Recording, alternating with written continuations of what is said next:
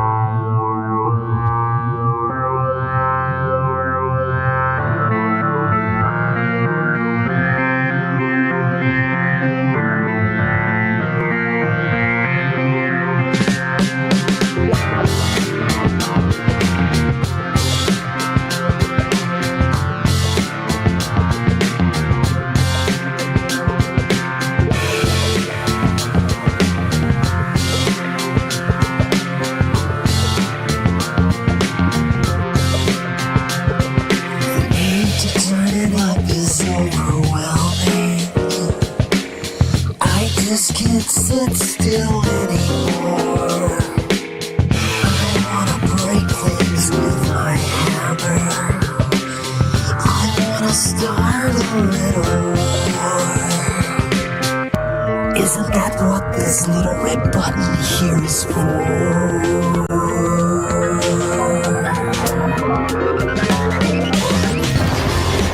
Well.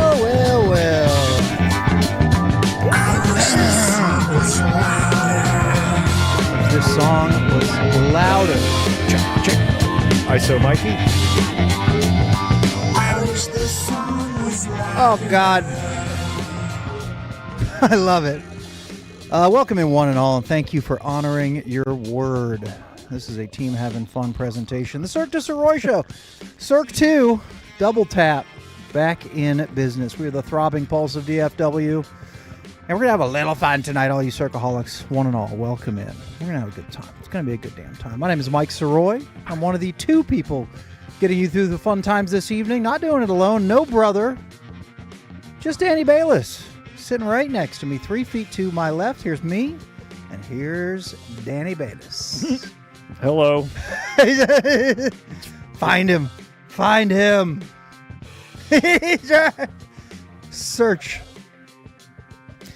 Search for one Danny Bayless. We're all having a good time right now. Thankfully, the large majority of our listeners are podcast listeners. Yeah, audio folk. They don't need video. Nah. This is kind of a bonus, a majority is audio. Yeah. And this is just a treat for the people who want to hang out and have a little fun, enjoy some chaos live on camera. Like putting it up on their big screen and pretending it's a real show. Yeah. Yeah. A real show with real voice. There's not much to watch right now. What do you mean? Like we're just in a kind of a holding pattern. I think because, the end of the year and Christmas is coming up, it's not a good time to necessarily start a new TV series. And I think there's a bunch that are starting up in early mid-January. Yeah. But right now, man, if you're looking for a good series to watch on all the streamings, I'm flying through everything. And other than Pluribus, which is great, that's the one great thing I think that's out there right now. I'm filling time with Landman, but you and I both have talked about that. What a silly. We like it. It's fun. It's a good palate cleanser because it's not too heavy. I wonder how much we're influenced by it being here. Like 5%. Like, I think no matter where you live, you watch Landman, it's like, all right, I get it. It's a soap opera. It's fun. I like it. I do like Landman. Yeah. But it's the fact that it's here in Fort Worth and TCU and I don't know if they spend too much time in Dallas on it or if I've seen much of that. I haven't seen much. Yeah. Yeah. But I think that adds to it, for people around these parts. I think the new series will, the Madison, that I think season 1 starts sometime early in 26. That one's going to have a lot of Dallas stuff in it. You are that's the Twilite one, right? Yeah. Okay, so the Madison, what's his name? Larry Fitzgerald? God bless. Taylor Sheridan. Yeah, Taylor Sheridan. So Danny's Bar is hosting scenes, or they rented out your bar twice for 2 seasons. So the first season and the second season. Yeah, they just wrapped shooting last week at Twilite. 3 days? Rented 2 days. 2 full days. Rented it out for 2 days. Were you like, look, this is a very popular bar. Usually we make about $1 million per evening. I'll tell you what, weekdays. They're very amenable to negotiation. Oh, really? Yeah, it's surprising.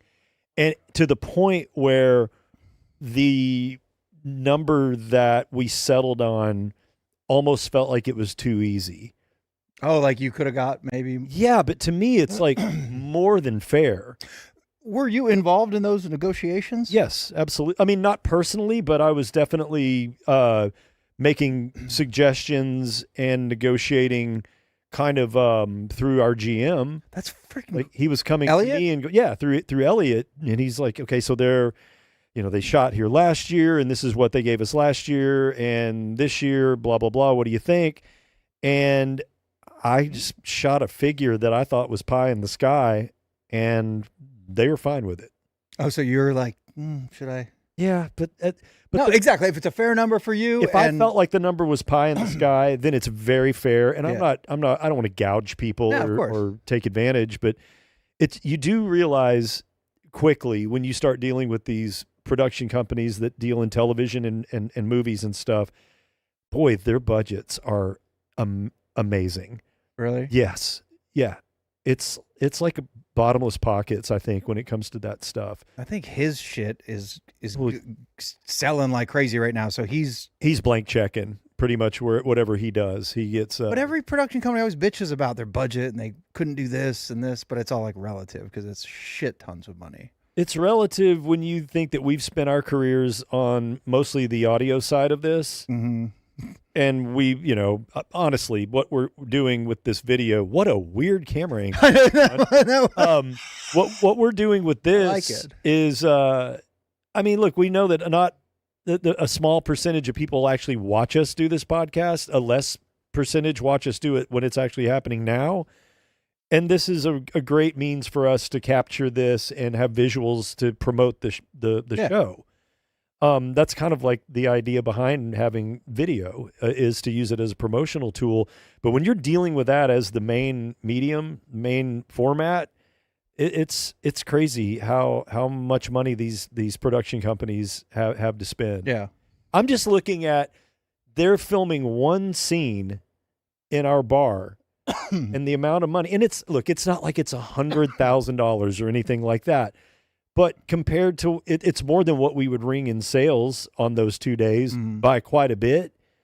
So it just makes me think, what happens when they're paying for stuff where you actually need a jet, right, yeah. or some type of car stunt? How much that stuff actually costs? Yeah. If they're giving us that much money just to rent out a dive bar in Deep Ellum, do you know any of the content of the scene at all? I don't. So you don't know if there was a fight, No. maybe, or I don't know if it's a chair over the back I don't think there was any of a violence. antagonist. I don't think so. It was just kind of conversation. Yeah. But you also don't know anything about the plot. You guessed it would be more Dallas-centric, but didn't you say that your bar is supposed to be a New York bar in the show, right? My understanding is, yes, it's supposed to be a show based between, I think, New York and Montana or Wyoming or something like that. Oh, so it's not even... It has nothing to do with Dallas. Really? No, not specifically. I think that's really cool. Yeah. That you rented out your place for what might be an awesome show. I think it's kind of cool. Or a popular show, at least. That they scouted locations like that place and filmed a scene in it for season 1, which isn't even out yet. And they're already in production for season 2 and decided that they needed to go back to that same location and make it look just like it did in season 1. Mm-hmm. So I don't know. Maybe if this thing takes off and they might film recurring things there. I don't know. We need a murder to happen in there. Like a real one?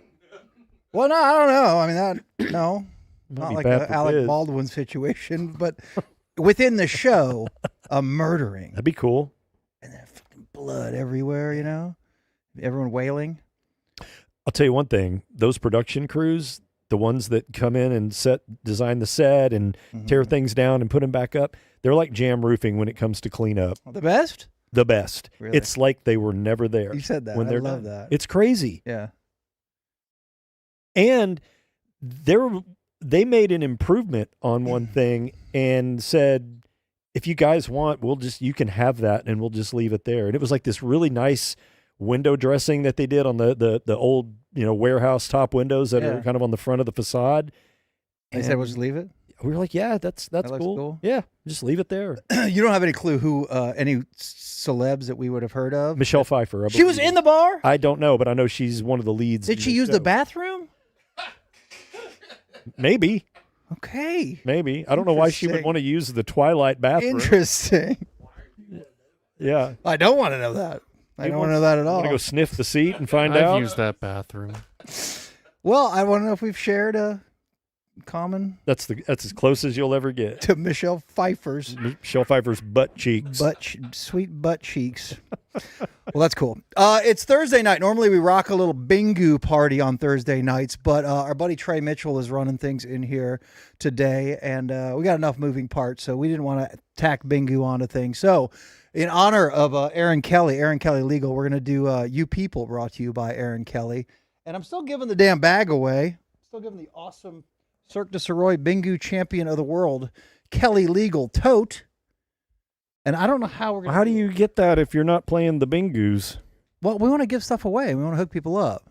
And Aaron Kelly Legal is the absolute best. Give him a follow on Instagram. Oh, I just saw her post. I think she was inspired by when she was with us. Yeah. Remember, we were asking her law questions, and she was providing info. They're doing it on their own now. So anyway, follow the account because they're awesome. If you're in a pinch, a real pinch, serious stuff, or a family member of yours or somebody you know is in real trouble, if it happens to me or Cash or Christina or someone that I'm directly very, very close to, I promise you, Aaron Kelly is the first call I'm making. And even if it's something that's like, she's like, oh, it's not, this is not a massive thing. I mean, a federal case. She does all this stuff. Murder. I mean, the highest level stuff. Even she will tell you, hey, go, maybe recommend someone, or this not really what I do, that kind of thing. But I promise you, the first call I'm making is a panic call to Aaron Kelly because I know she's going to tell me the right thing to do. Yeah. She's awesome. Yep, she's great. She's cool, awesome. Cool as hell, too. Yeah.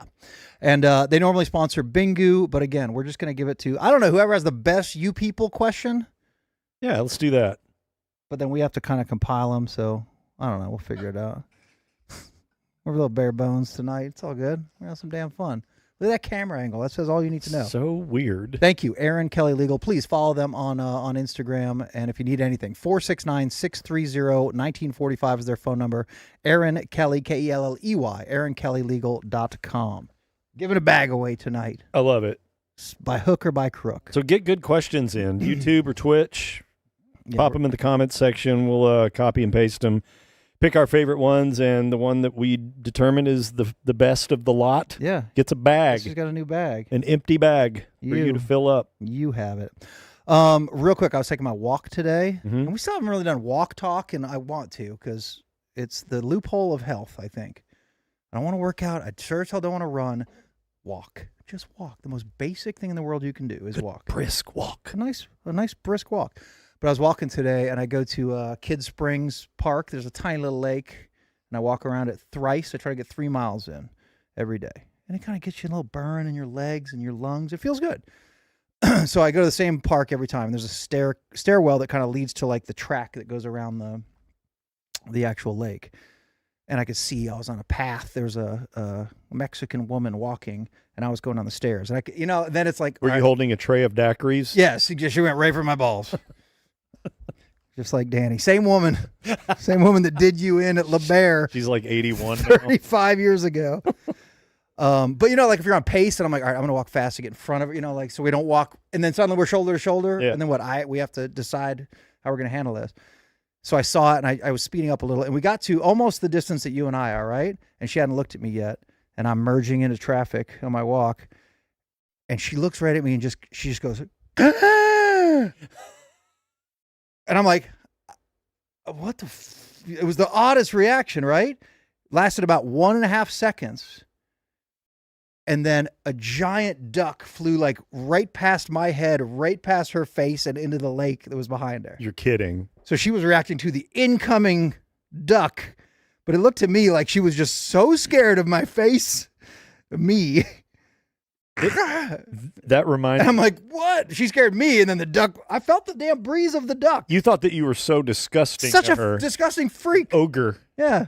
It reminds me of that TikTok prank that's pretty good, where it's a guy and they, got a film crew or whatever filming this dude, and he'll be on Venice Beach, and there's two ladies that are walking towards him in a bikini, and the guy will say, "Nice jugs," and they get real offended. But walking behind them is a guy with two 1 gallon jugs of milk. And he goes, "Thanks, man. I just got them at the grocery store. like, Man, are those ice cold?" He's like, "Yeah." And the girls look back and they're like, "Oh, man." Yeah, that's a pretty good bit. It's a pretty good bid. Yeah. You should do that. You should do that. They got me today. And I apologize to her. We laughed too. And then I was walking and I was like, I kind of thought you were scared of me. And she's like, no, haha. So, hablar inglés? Yeah. Then she tried to kiss me. Really? Yeah. And I said, no, I'm taken. That didn't happen. None of that happened. No, he the said duck part yes. happened. Yeah, okay. Yeah, just mugging down by the lake at Kid Springs. Right. My Q4 is going fine, Danny. You're the one. You're the one struggling. Well, you don't know that anymore. Maybe you win marbles tonight. Maybe tonight's your night. I asked you a simple question before the show, and it was, did you take in any of White Elephant? Which was yesterday? Yesterday. White Elephant on the ticket. I didn't listen live, and I didn't actually go back and listen at all. The only thing that I saw some comments about it, and from what I could gather by the limited number of comments that I saw, we're talking about the tickets, White Elephant, for those of you that don't know. Happens once a year where they mix and match hosts, ticker guys, producers, whatnot, for one day. I think it's right on the last day of their book. Yeah. Okay. Big ratings grab. We've all both been part of it many, many, many, many years. The comments were people were excited about the Rant reunion. Right. They were very excited about Davy's doo-doo story. I did see a bunch of info on Davy doo-dooing in a grocery store down his leg. Crapped his pants at the grocery store. How does he? I don't know. He's a disaster. We know like I'm a disaster, but that doesn't happen. He's had anus problems for a long time with the hemorrhoids, so I just wonder if there's been so much hemorrhoidal damage back there that he can't even feel it when it's leaving his body. Sometimes It's already going. Yeah. He may be a year or two away from the bag. Oh no. Yeah. Sweet Davy. Yeah. At this rate.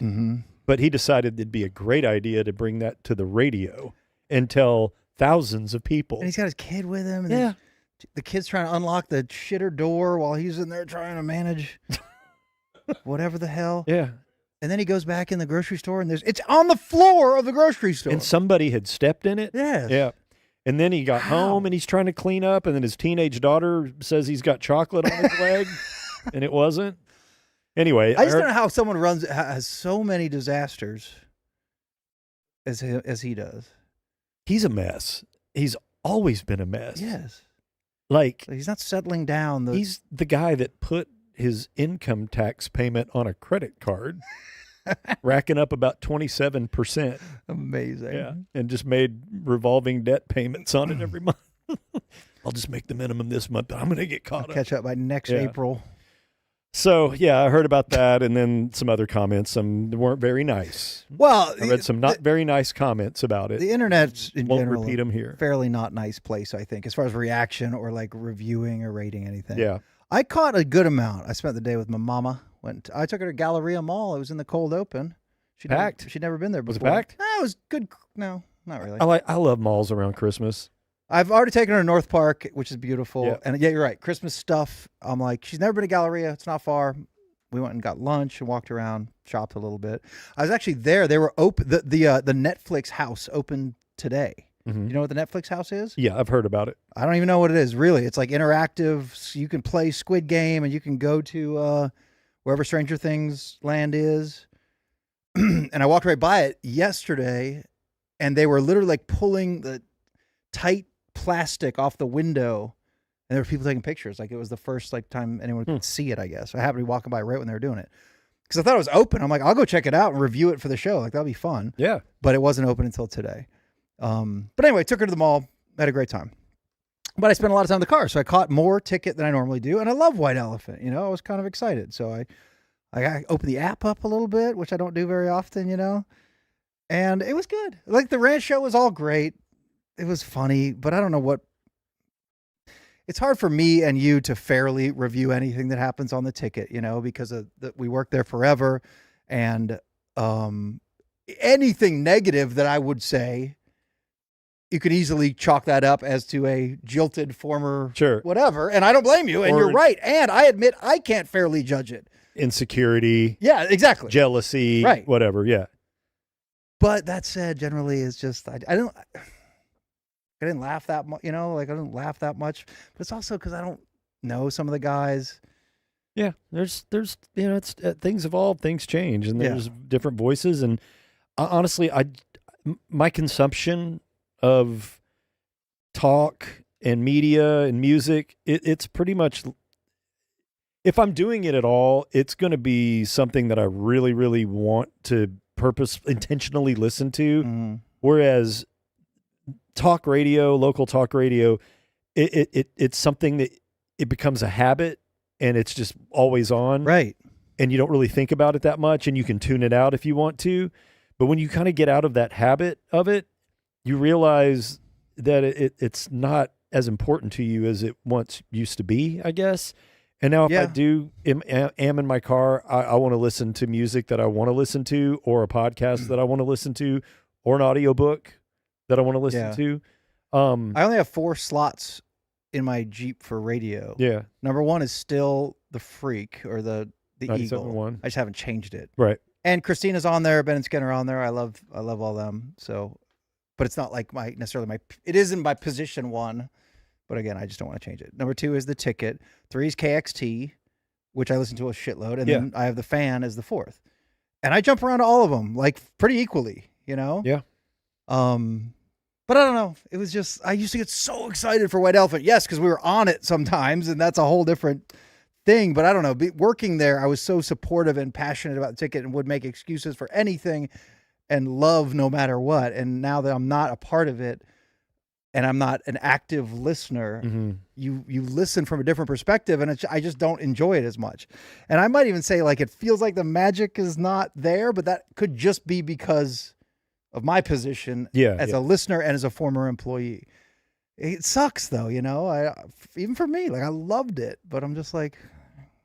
That's why I think, like, shows, the fact that the Musers are doing their podcast, I think it opens up a different perspective than what you're used to listening to. Because look, they're on a time grid. They only have so much time. There's a lot of commercials. So you kind of fall into that formulaic, not to say that, use that in a negative way, but there is a certain formula to success when it comes to radio ratings. And at some point your mind just gets numb to it, I guess. You know what to expect. You've heard a lot.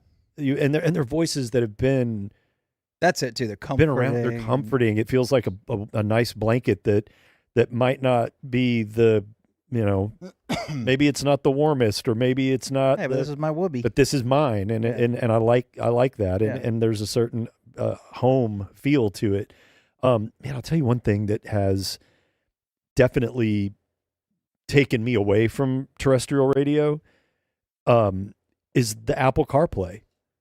Like, if you have a relatively newer car that's made in the last, 7-8 years, and your car comes with Apple, the second you link that thing up, especially if you don't have to plug into it and you've got it connected just wireless, that when you get in your car and your car recognizes your phone, and you're basically mirroring your phone on that screen, and it's easy to navigate. I mean, that's what I do. I'm just like, okay, Spotify, I'm right there, or whatever music app that you want to use. It's right there on screen, and you can control it and listen to whatever podcast or music that you want to. And then, you got your Waze right there. It's just so much easier. I rarely even think to go back to radio stations. See, my default is the radio stations, and I have to commit and hit the button and get it to sort of sync up if I want to play tunes.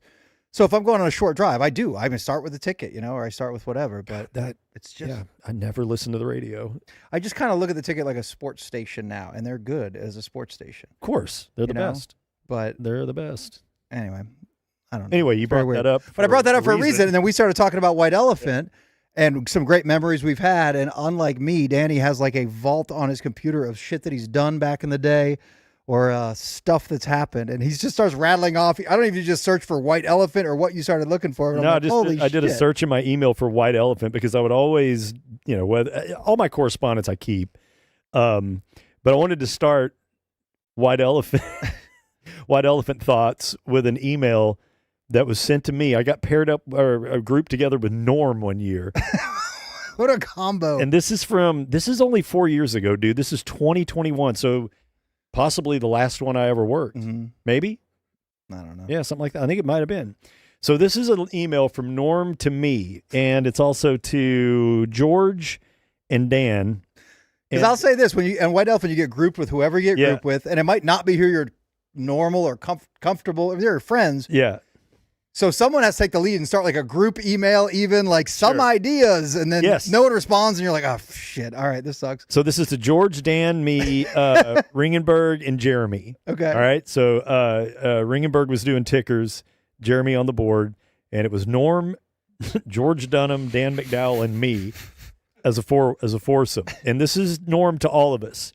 Okay, when you think of White Elephant, what do you typically think of? Chaos. Jackassery. Yes. Right? Just fun. And we're not the talking craziest day of the year today. We're not doing any nerdy shit. We're just gonna jack off for however long our show is. Here's Norm's email. I'll do it in Norm's voice. Lads, I'm very much looking forward to White Elephant. And in parentheses, he puts the date. 12/7. I have an idea to bounce off of you all. With all of the MLB lockout shutting down the Hot Stove League, I have an in with Dan Halem, the Deputy Commissioner and Chief Legal Officer of Baseball, a.k.a. Rob Manfred's right-hand man. He's available at 5:10 or 5:30, which would be great, as that is our primetime audience. We're apparently doing afternoon drive. I've already requested 5:10, but could probably change it if you prefer the later time slot. Looking forward to seeing you all. Cheers, Norm. So Norm sends this group email pitching a guest idea. One, Dan Halem. We got him. The Deputy Commissioner of Baseball. Already requested it. The Deputy Commissioner and Chief Legal Officer of MLB, Dan Halem. He gets one reply, and it's from me. Everybody else ignores this. And this is my reply to Norm's suggestion to get on Dan Halem. And I go, Dear Norm, I misread this and thought you were trying to book Van Halen, which I would love. Because also in this group, you're just trying to make the other guys, you're just trying to make Dan laugh in the group. Norm replies and says, That's wonderful, Danny. Be well. That's wonderful, Danny. Wonderful, Danny. Be well. Norm. That's it. And then nothing else after that. Nothing else after that. Nobody else jumped in. Nobody laughed. Nobody LOL'd. I think I probably got a text from George. Right. Oh, my God. So and clearly good. he didn't book Dan Halem. I don't remember. Every P1 would remember that. I don't remember having Dan Halem or Halem or whatever. On White Elephant at 5 o'clock. Like go time. Dan Halem. We have a real treat for you, pals. The Chief Legal Officer of Baseball. Why wouldn't we? To me, it's a no-brainer, friend. Oh, my Van God. Halen. I laughed so hard. Be well. Also, going down White Elephant emails, there's one thing that you always bring up. Yeah, it's my favorite thing Danny's done. Well, exactly, on White Elephant. Yeah, on White Elephant. Well, tell the... Well, I don't even remember, because, it's all just a fucking blur, and you're stressing, like, my shit or whatever I'm doing, and hope people like it. Mm-hmm. And you were doing tickers, I'm pretty sure. And I always love... the tick. I love White Elephant tickers. Like, it was my favorite thing. I got to do it a couple times. Yeah. And I thought they were decent. I love anyone just getting nuts and creative. And I don't even remember what you did, like, with the actual ticker. But you'd always have these shitty fake sponsors. Yeah. And I just remember one year you're like, and in your voice too, this ticker brought to you by Spleen. And then I think you had like Wikipedia open and you just read what a spleen does, basically. Pretty much, yeah. And you thought this dude's all right. Yeah. Oh, this is good. This ticker was brought to you by the human organ spleen. Brought to you by spleen. I'm like, that's so the right answer. So I looked up my email. I just did a search for the word spleen. And I've got a whole list of my ticket ticker sponsors from that day. Fucking So yes, spleen. you were right. Spleen. So imagine ending a ticker. And this ticket ticker was brought to you by spleen. Don't try and break down damaged red blood cells without it. Only spleen can do the job the right way the first time. Spleen. You won't believe it. But there's others. You won't believe That to me was my least favorite one, but you loved it. That's what I You remember. must have missed the ticker that was brought to you by Elk Meat Cigarettes. I'll go on. When you want the rich flavor of authentic elk meat and the addictive feeling of medical grade nicotine, reach for Elk Meat Cigarettes. Elk Meat Cigarettes, a smooth Turkish blend of real tobacco meets the savory goodness of fresh elk meat. That's right, Elk Meat Cigarettes. Smoke them if you got them. That's right. I like reach for, Yeah. too, when you're talking. That's like all from the 50s. Yes, reach for. A couple more here. Dr. Zhivago. Oh, this sticker is brought to you by Dr. Zhivago's edible tampons. Jesus. When you're not on your period, but you still want a tasty snack on the go, reach for Dr. Zhivago's edible tampons in cherry flavor, tapioca, and coconut cream. Dr. Zhivago's edible tampons. They're not just for women. The taglines are amazing. They're not just for women. God, I love Mad Men. Here's one brought to you by the East Texas Council for Crystal Meth. Let's face it. Let's face it, East Texas, of course. Coffee, it's never enough. And 5-hour energy drinks are for sissies. You need a pick-me-up that'll get you through the day and give you the strength of a Bengal tiger. So the next time your boss asks you to stay late, say yes to overtime and meth. Crystal Meth. It's snortable. It's snortable. Oh, my God. There's a few more. Do you want any more of these? Yeah. All right. This one's brought to you by Gigantic Plate of Nachos. Nothing says holiday cheer like a gigantic plate of nachos. For breakfast, lunch, or dinner, Gigantic Plate of Nachos always satisfies. Add fiery jalapenos and salsa for a spicy Mexican kick that'll impress even the most discriminating taste buds. Gigantic Plate of Nachos. It's muy bueno. Here's another one. It's After all muy those, bueno. okay. After all those nachos, The next one? yeah, you could probably use Huggies Big and Tall Diapers. Huggies Big and Tall Diapers, especially designed for the husky man with a full bowel. Big and Tall Huggies can handle the most serious explosions, and the elastic waistband keeps them snug under your size 44 waist knockers. Big and Tall Huggies, it's going to be a great day. It's going to be a great day. Yeah, We need to get those to Dave Lane this year. exactly. All right, two more quick ones. Yeah. This ticket ticker was brought to you by Wigs.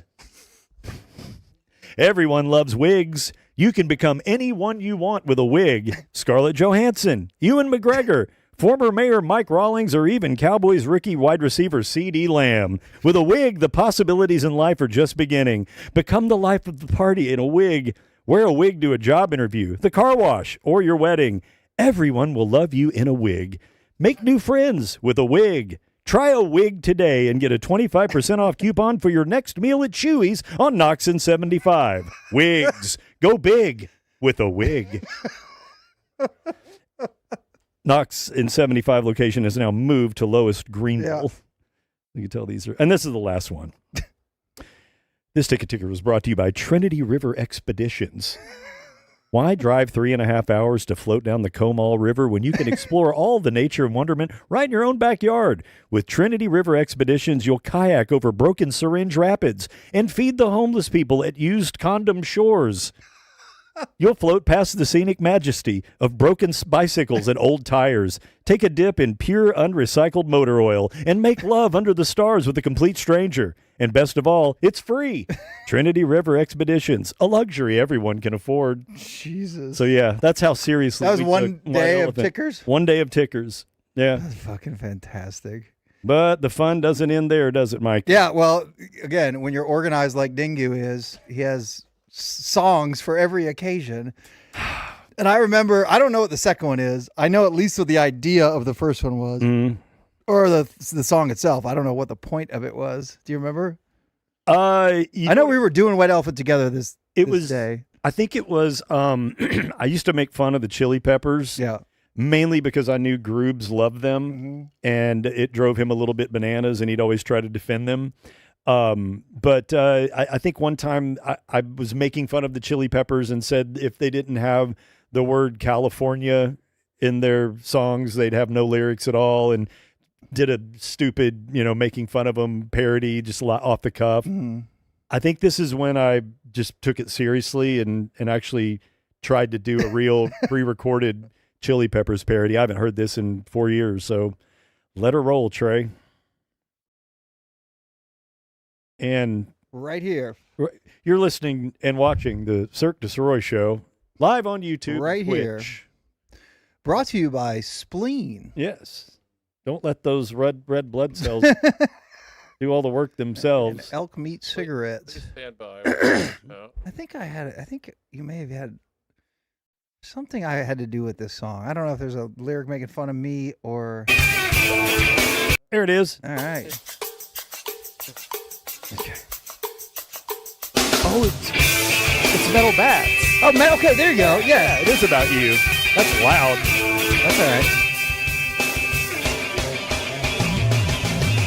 There's metal bats in Southern California. Mama llama got the Buddha Patagonia. Gonna go home, drink some ammonia. Bling blang bonga backing down the donya. You're so fine, I think I'm gonna bone ya. Been a while since I said California. California. I don't like to text, so I think I'm gonna phone ya. When I ski, I like to wear Patagonia. My favorite state is California. Black a boom boom, black a boom boom. Got metal bats too, didn't realize till I got there. They have metal bats too, which I didn't realize till I got there. They got metal bats too, didn't realize till I got there. They have metal bats too, which I didn't realize till I got there. There's a state in the south and it's called Alabama. Wham wham blam, and I think you mam ya. The 83 Cougars were by slamma jamma. That booty look good, I think I'm gonna cram ya. Alabama. My favorite book is Green Eggs and Ham. I vacationed once at Hoover Dam ya. Drilled a hole in my bathroom so I can webcam ya. Facebook sucks, so I think I'll Instagram ya. My favorite non-stick cooking spray happens to be Pamya. Oh my God. Didn't realize till I got there. They have metal bats too, which I didn't realize till I got Very there. dumb. Yeah. Metal bats too, didn't realize till I got there. They have metal bats too, which I didn't realize till I got there. And they're cool looking. And they're cool looking. Way to break it down. And they're cool looking. And they're cool looking.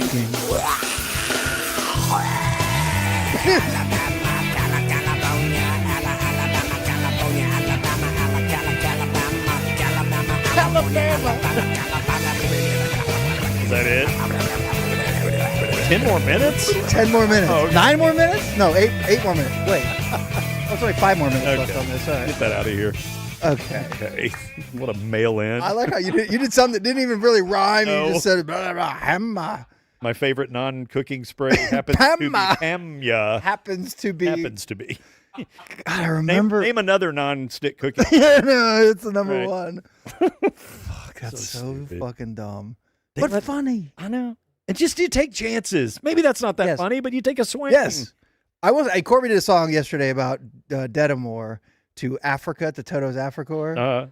Something, Jacob Dedamore. And it was like pretty and It's good. good? Yeah, and he didn't do it live. I think he recorded it. It was fucking funny. That's awesome. All right, I have no clue what this other one is. I You know don't one more? either. This is because it's always around Christmas, Mhm. so you try to incorporate a little holiday cheer. This one just says Santa song, I think. So let's see what it is. right. No idea. Very nice so far. I don't remember this. Here comes Santa Claus, here comes Santa Claus, I hear him on the roof. Why in the hell would you park up there? That fat ass is such a goof. Dad just paid to get the shingles replaced, now they're all f***ed up again. He seems half crocked, the back door's unlocked, so he lets himself right in. Here comes Santa Claus, here comes Santa Claus, sneaking down the hall to Daddy's liquor cabinet. Oh, he's going to have a ball. Bourbon shots, vodka on the rocks, martinis dirty and dry. Chases it down with a handful of Xanax, Santa's going to die. Here comes Santa Claus, here comes Santa Claus, rifling through mommy's drawer. Lacy thongs and plastic dongs, could mommy be a whore? Tubes of lube, Polaroids of dudes, videos on demand. I'm a choking back bile watching Santa smile as he goes through mommy's nightstand. There goes Santa Claus, there goes Santa Claus, peeking in sister's door. Watching her sleep, not making a peep as he creeps across the floor. She arrived from college late last night, oh, it was a wonderful scene. Now Santa peers at her while she sleeps, not concerned if she's 18. Oh my God! I've had enough of creepy drunk Santa, time to make a move. I grab my father's Glock from the safe, so steely, cold, and smooth. Santa turns and sees me now, it's time to end this game. He's in my sights, so I say goodnight, then I cover the wall with his brains. Goodbye, Santa Claus, goodbye, Santa Claus, your crimes have been exposed. All the good boys and girls will know of the treacherous path you chose. Your stupid white beard, all rapey and weird, will no longer be a fright. We bid farewell and I'll see you in hell, 'cause I murdered Santa tonight. I murdered Santa tonight. Okay. That's excellent. So ridiculous. I mean, if Grandma got run over by reindeers a hit, Yeah. that there's a place for that. Drop tunes could do wonders with that. Yes, that's fucking good. And your voice sounds great. I can just see you. Yeah, I can hear you like At making home, it pretty. Making those faces Yes. that you have to make. Here comes. Yeah. How are you doing? Here comes. Oh, no, I'll do it again. I'll do it again. It's got to be perfect. God damn. That's amazing. Oh, shit. Yeah, White Elephant's always a good time. Yeah, fun from White Elephant's past. Better And when fun we were there. but Just great. kidding. But also great. Yep. Speaking of the holiday season, Trey, we got some sweet, sweet gear that can be yours. Sitting under your tree, can you imagine how happy your man would be? And that's kind of who we're talking to. So there's a dude watching this right now, and he's just kind of fiddling with his belly button and drinking his beer. And there's a girl just looking at her phone nearby. Uh-huh. We're talking to you, girl. Half paying attention. Yeah, look up at this. And if you don't want to get busted doing the QR code thing, you can just go to e6sportswear.com. And right now, he's looking at you saying, don't, do. He's going to be so stoked. Get him a nice little T-shirt. I think that price is wrong. I think those are only $29, the ones on the bottom. The hoodie is dope as hell, comfy. The lid, I mean, I look fantastic in it right now. Mm-hmm. You can have all this stuff. All those colors available in the hats. And get him like a shirt and a hat. I mean, and he's going to open it and be like, oh, damn it, you did it. Because he said it and we were watching it together and you acted like you were paying attention. I thought you were just over there TikToking. No, she's listening now. This is what he wants.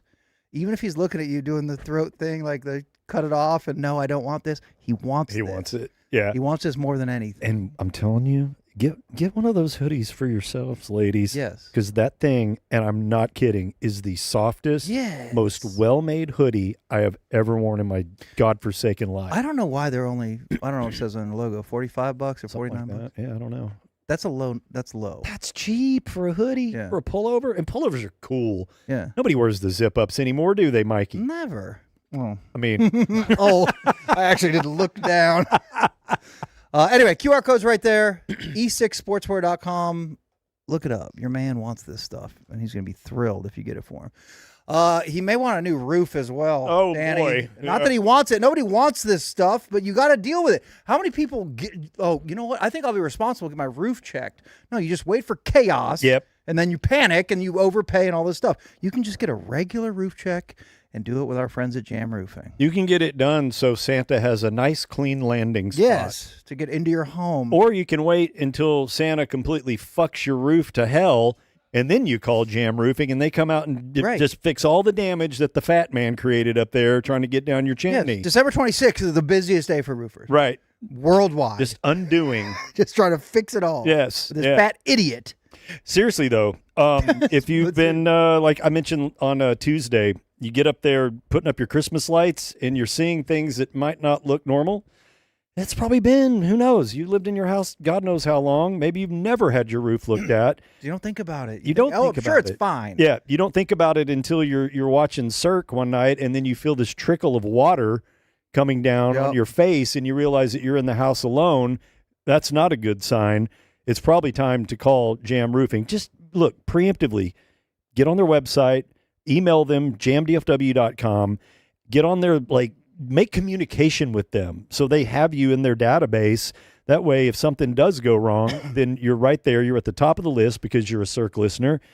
Or just have them come out and look at it for nothing. Maybe it's been 5 or 10 years that you lived in your house and they told you when you bought it, they're like, oh, yeah, the roof's brand new. Well, that means it got put in 6 years before you bought the house. It's not brand new. No. Get Jam Roofing out just to take a look at it. They'll do a free tune-up for Cirque listeners only.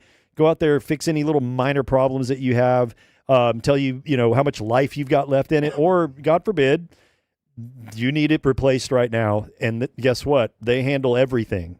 Dealing with the insurance company, adjuster, meeting with them, all the paperwork. All you got to do is sit down with them for 5 minutes and sign a little bit of paperwork, and they take it from there. Yeah. From the insurance company all the way to the back end with the cleanup. It's like they were never there. They're the best. And they're awesome dudes. Did you see the testimony that we got? Yeah, from do we have it? Do we have that crate tray just to pop up there? The little the Jam graphic. Popping on the Cirque Look at Reddit. this review. Jam Roofing. I use Jam Roofing in construction to do some repairs and stain my fence. So, yeah, they don't just do roofing. Yep. Home repairs, they're all about it. Let me assure you that the Cirque boys do not lie. Not in this case, we didn't. Jeff and Matt personally came out to bid and discuss my project within a couple of days. They're super cool dudes, and their crews were extremely kind and courteous. I will definitely be using them in the future. I would say the experience was zesty, but that was the case. So I had earlier. See, funny too. That's the thing, man. It's real. It's as advertised, like we said. They're awesome dudes, man. They're the best. They personally give you that personal touch. It's not some big box roofing company. They're real, solid, awesome, honest guys. Yeah. And they will take care of you, especially if you mention that you heard about them right here on this ridiculous show. That's right. Jam Roofing, Trey. The song. We'll wait. We're fine. Yeah, we got all night, baby. We ain't moving on without this fucking jingle. I will sit here all night. You see, Trey, a jingle. If mankind's on your house, you call the Undertaker. But for everything else, you call Jam Roofing. JamDFW.com. If you're a fan of The Undertaker or Mankind or John Cena, you will enjoy part 2 of the show tonight after the break here in a little bit. 2 cry laughings. One, my friend Chadwick text me, please send me the audio file of Danny's Here Comes Santa Claus. I'm cry laughing. And then do that. Kraut K, my son is cry laughing. I'm a great / terrible dad for letting him listen right now. We like cry laughing. Oh, for the Santa song? Yes. Hey, we here at Cirque, we like spreading holiday cheer and brains. Yeah. Yep. Spreading holiday brains. We got a big meet. We do have a big meet. Yeah. It's a big segment here on the show. It is entitled The Meet, and oftentimes it has an intro. I told you. I need some water for this one. Don't jizz.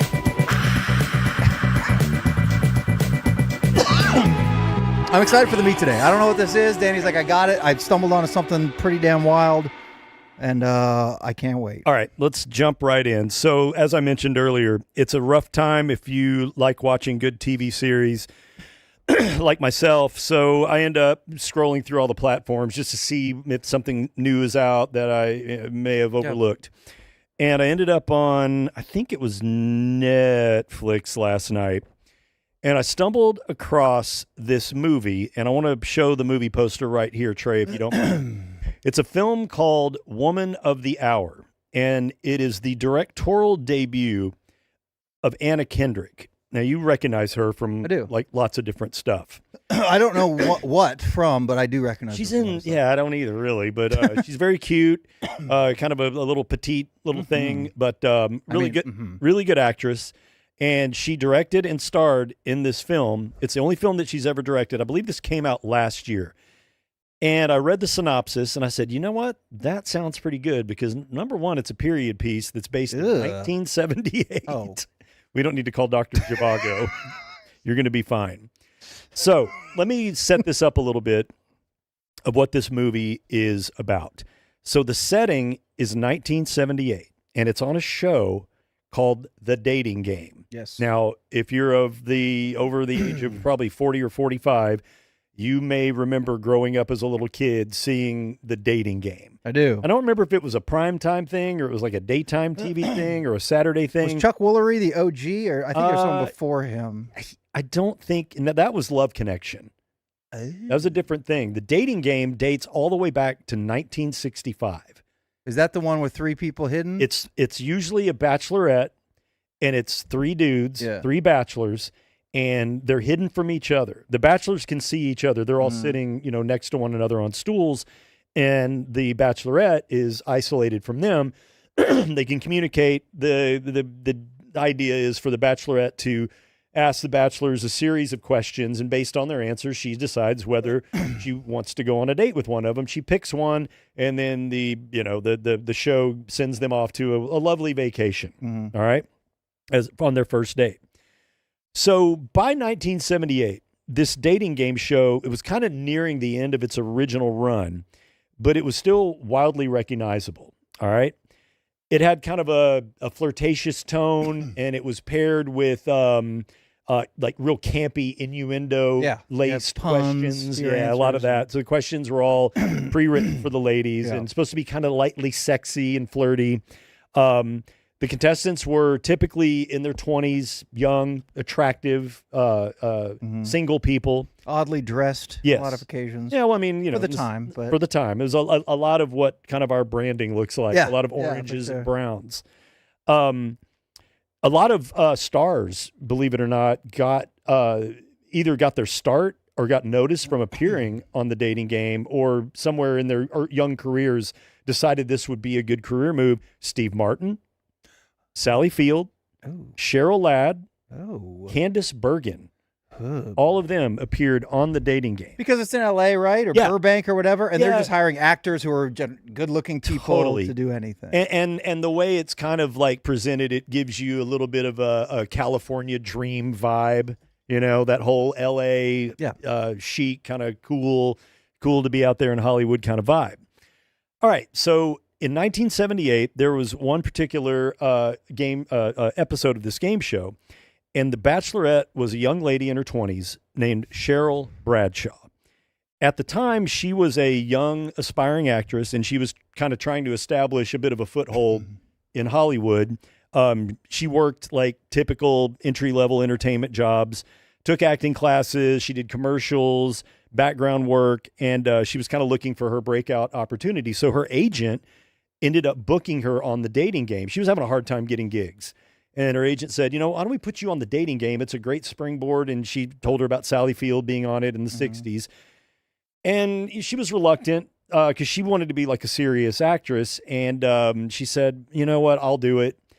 I'll go on here. This is where Anna Kendrick comes in. She is the main character that plays the bachelorette that is on The Dating Game. So she goes out there, this Cheryl Bradshaw. They don't really give her much. They give her the questions. They kind of get her made up, put her in a dress. She goes out. She doesn't see the bachelors.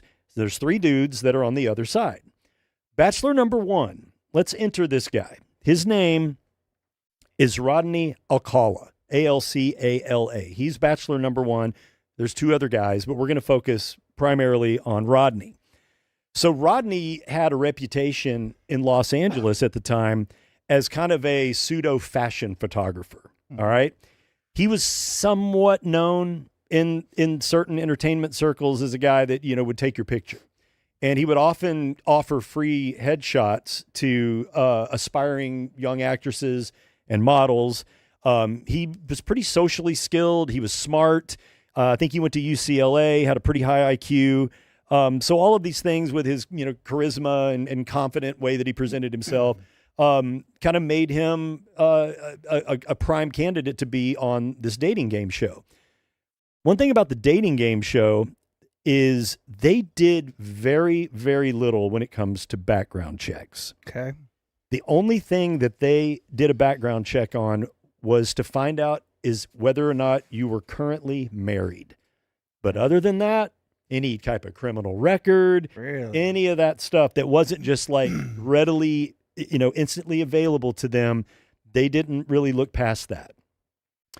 So what I want to do now, Trey, is play a clip. Now, I found this clip of that actual episode that aired in 1978 with Cheryl Bradshaw as the Bachelorette contestant and the three bachelors.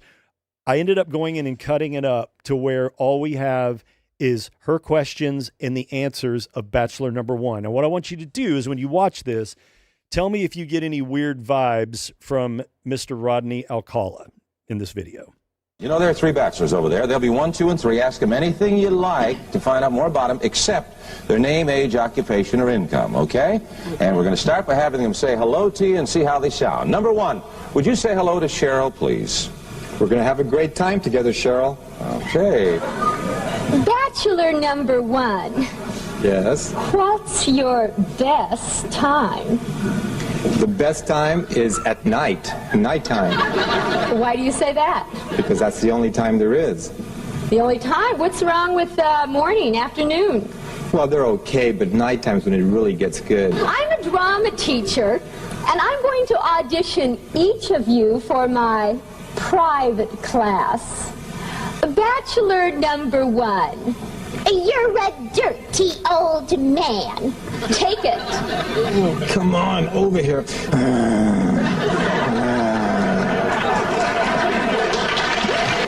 Bachelor number 1. I am serving you for dinner. Oh. What are you called, and what do you look like?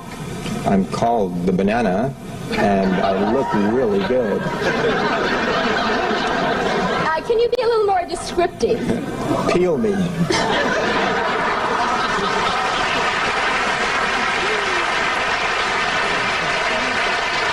Bachelor 1, later. Who gets the dates? Well, I like bananas, so I'll take 1. Number 1. Bachelor number 1. All right. Thank you, Rodney. Thank you. Okay. You can go relax, meet each other, say hello, get acquainted. All right. Okay. First impressions of Bachelor number 1. Well, I know a little about where this is headed. Sure. So you try to not view it in that sense. And not viewing it in that sense, I would say, you're fine. I didn't notice anything creepy, but I know where this is headed. Sure. So it's hard not to view it with that lens. But, I mean, there are tricky questions. You try to have quirky, sexy answers. So. And you're put on the spot. I watched the one with Steve Martin, and the Bachelors are they have no idea what's coming. So they have to be pretty quick on their feet. Steve even, as naturally gifted and talented as that guy, he was fine. Yeah. Yeah, but nothing like... Not like that's one of the funniest dudes in history. Exactly. Yeah. Okay. Yeah. So immediately after they go backstage, all right, Cheryl and Rodney, they kind of talk. They get a little bit of one-on-one time, get, I guess, more acquainted than you do in the time that you're on stage. She described feeling physically ill and creeped out after meeting him backstage. She said that his behavior was strange, intense, and unsettling. These are all her quotes, unlike anything she had ever experienced from the polished, smiling bachelor that was on camera. All right. She then made a decision about their date. I think they were supposed to take tennis lessons and then go to like Disneyland or something. Okay. All right. She refused to go on the date with him. She explained to the producers that her gut instinct told her not to be alone with him. And she cited his aura of creepiness and discomfort as the reason. The producers respected her decision, which likely saved her life, because Rodney Alcala was an unknown serial killer that had multiple murders under his belt already, and subsequently after that episode had multiple more. Shit. Yes. This dude is one of the most prolific serial killers in American history that nobody knows about. I've never heard the name, so. Neither had I until I watched this damn movie last night, Woman of the Hour with Anna Kendrick on Netflix. So let's go back through his history of where his Breaking Bad all started. So this show aired in 1978, and he appears to be, I'd say, early, mid-30s in that. Yeah, maybe. I think she was in her mid-20s. So in 1968, 10 years prior to this episode, he was arrested and convicted for sexually assaulting an 8-year-old girl in L.A. He served time in a California prison for this offense. But post-1968, he was released for this, okay? So after he was released, he ended up facing some additional scrutiny for some similar crimes, including attempts to lure young girls, but most incidents were handled quietly or they did not result in public trials. It's a different time, you know, when he was probably thought of as, oh, he's just funny or he's just weird. Keep your kids away from that guy. Right. Like that kind of thing. I remember hearing that type of talk when I was a kid. Yeah. Fucking pedos living in your neighborhood. People that nowadays would be arrested for even leaning that direction. Yeah. Or at least be under massive surveillance and suspicion. He ended up changing his alias or developing an alias and ended up kind of escaping from LA to New York. This brought him into FBI's attention, but none of this was reported by newspapers or public media. And records of his prior arrest and conviction, they were public court records, but few, if any, people outside law enforcement even they wouldn't have known.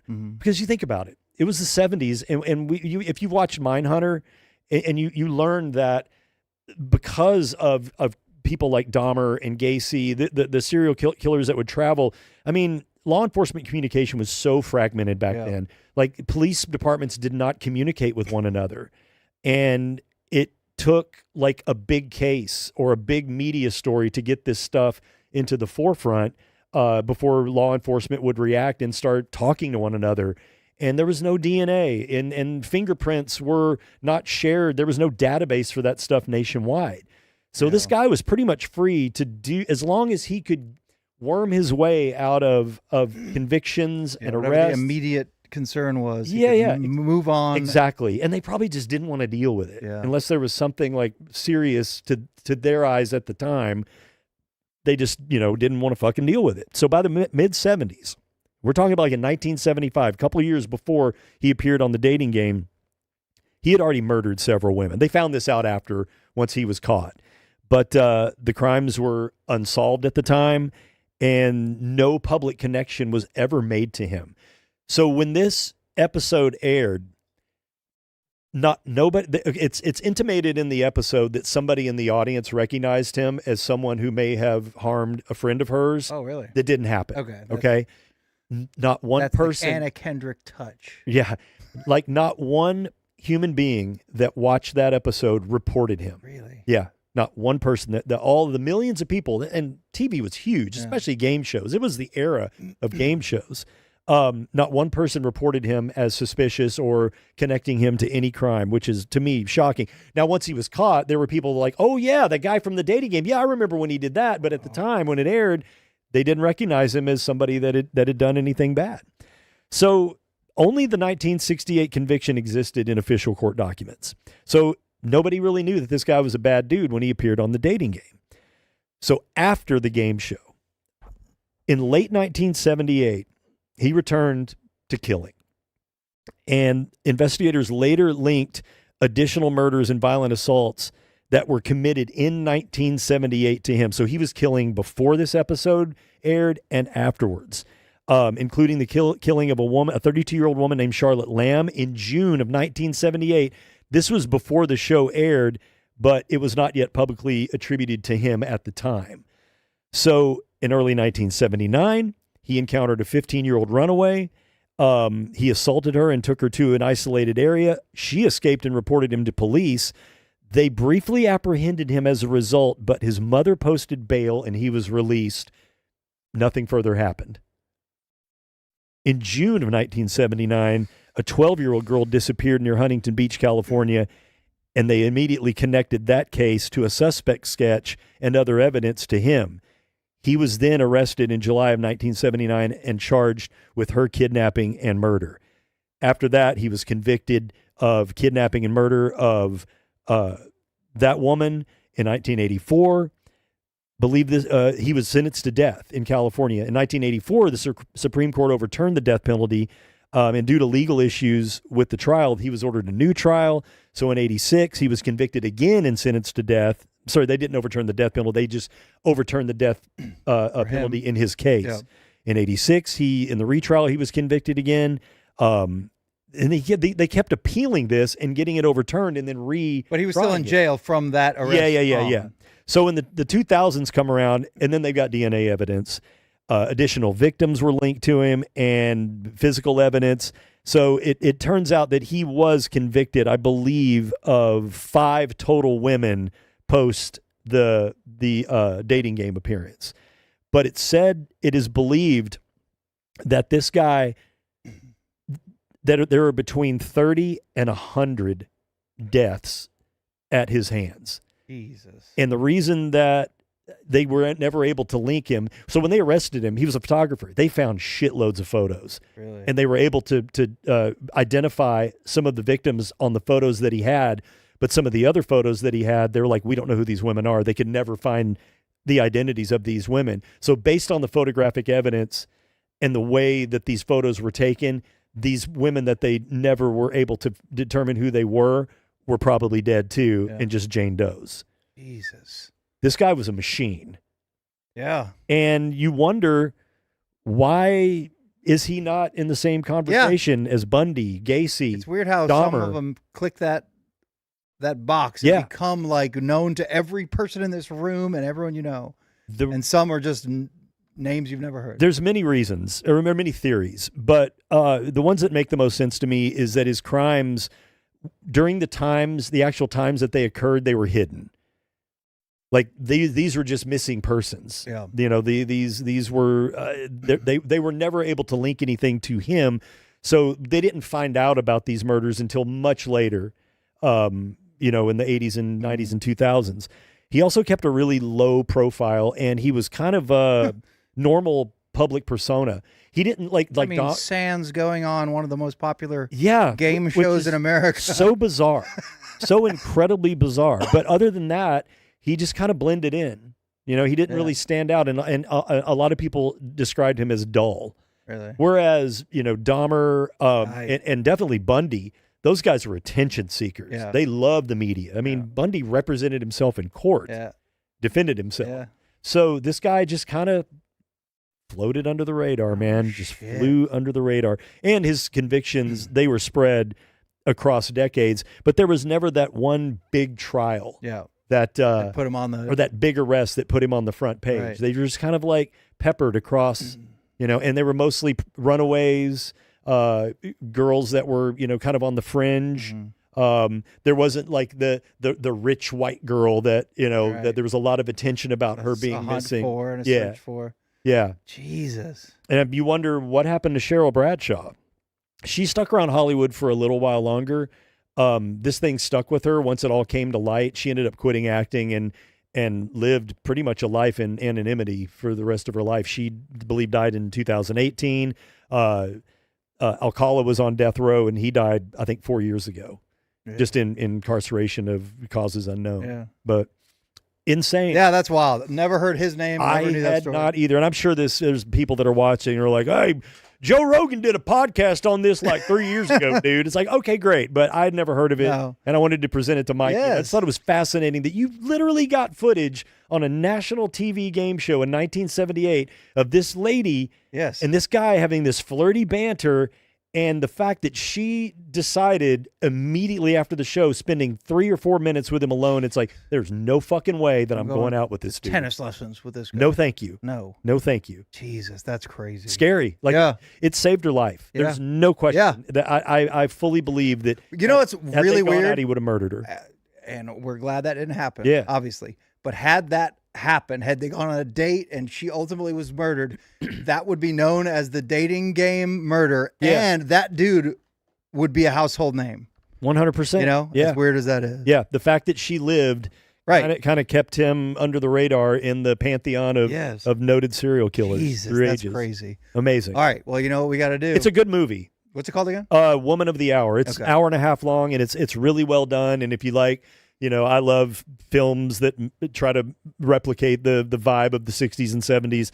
This one does a really good job. Yeah. Yeah. I believe Anna Kendrick donated the proceeds to like battered women. I believe so. Yeah. Yeah. All That's right. cool. Yeah. Good. Yeah.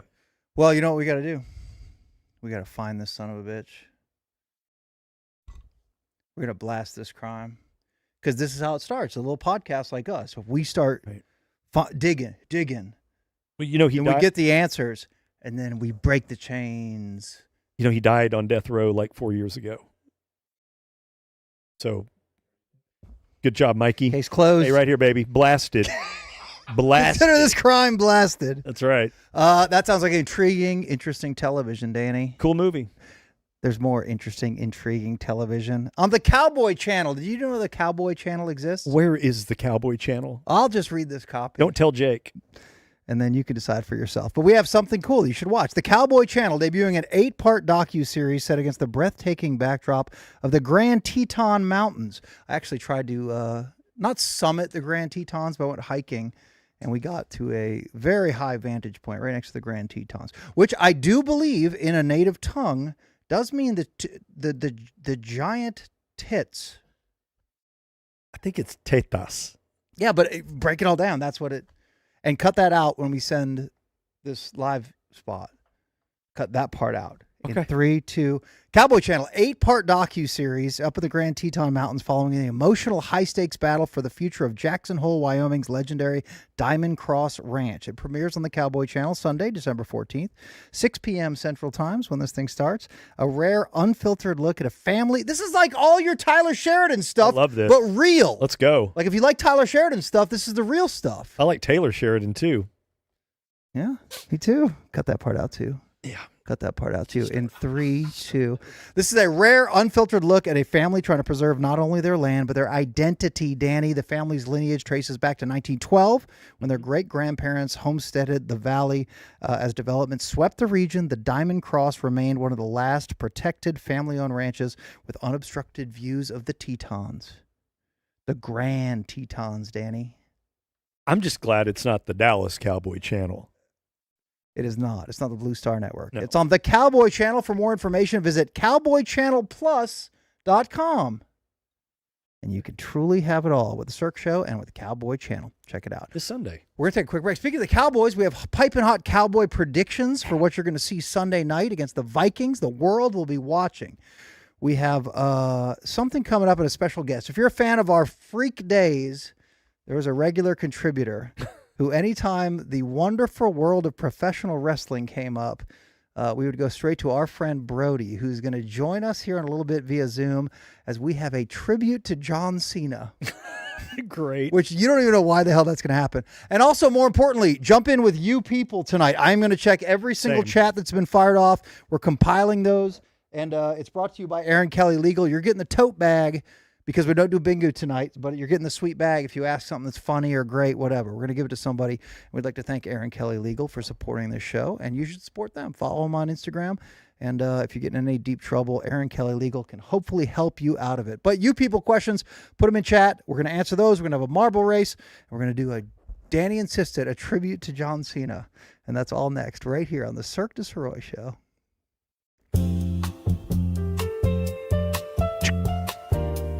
Mute.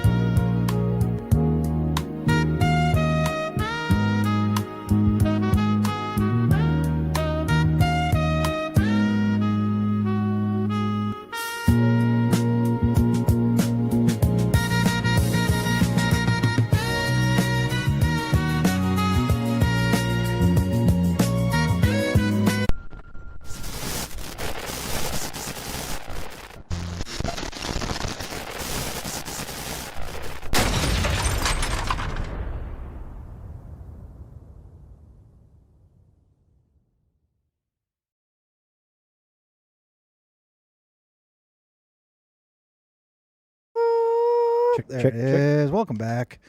One and all to the Cirque du Sirois show. What a night, huh? Good what times. a damn night. What an incredible night. Let's lighten things up after all that murder talk, man. It was really light. I know. And then a little murder, and now it's light again. It's fine, but that was good. And we blasted the crime. That's kind of the bottom line. Yeah. We got that son of a bitch off the streets. Detective Dick Shale on the job. With almost no effort. Legs crossed. Literally. Saving no lives. effort. Claiming victory on something that happened decades ago. You're welcome. You're welcome, USA.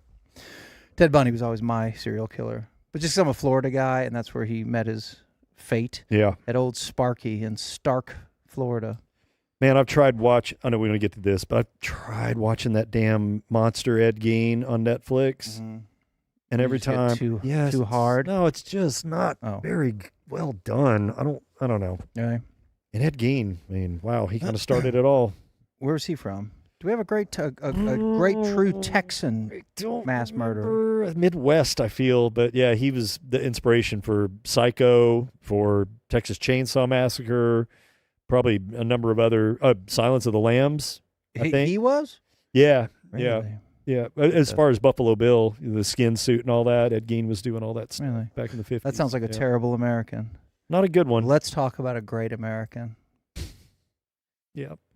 Look, the fault of me was I read an article about 10 years ago in Forbes that said wrestling information gets like 4 times the clicks of anything else on Forbes or on ESPN. And I like wrestling, and I'm not ashamed of it. And we have a massive thing happen. We're losing one of the greats. We are losing, Danny. Mm-hmm. Sit the fuck down. I am. We're losing John Cena.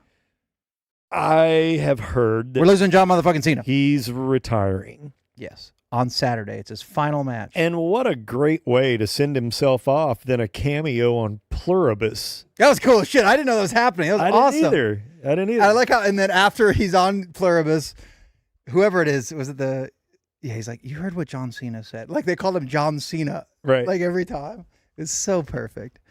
And I don't have too much to say. I mean, I know about John Cena. I know a lot about John Cena. You don't know shit about John Cena. I don't. Other than who he is. And there's 4 people in this room, and the 3 of you probably don't give a shit about wrestling, but you all know John Cena. Everybody knows John Cena. I thought this in the shower today, and I'm like, it's so stupid I won't bring it up, but I will bring it up.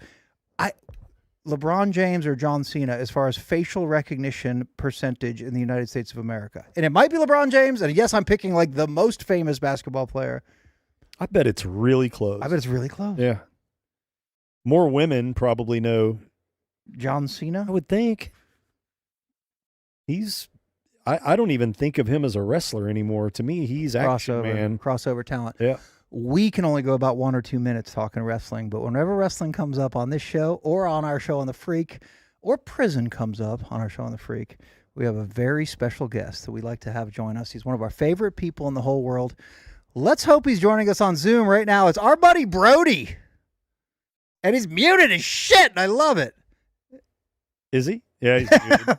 All right, who's wrong here? Hold on, Brody. We got you. God damn, you look fantastic. Just you can hear us. Nod, yes?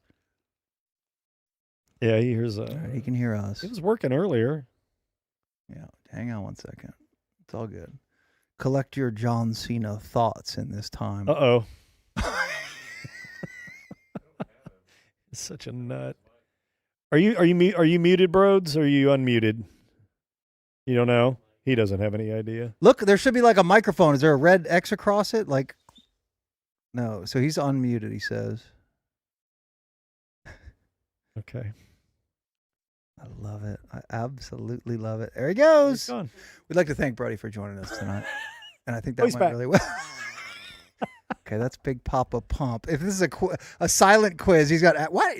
Are those your kids or are those your action figures? They're his. They're definitely his. No, you don't have to answer that.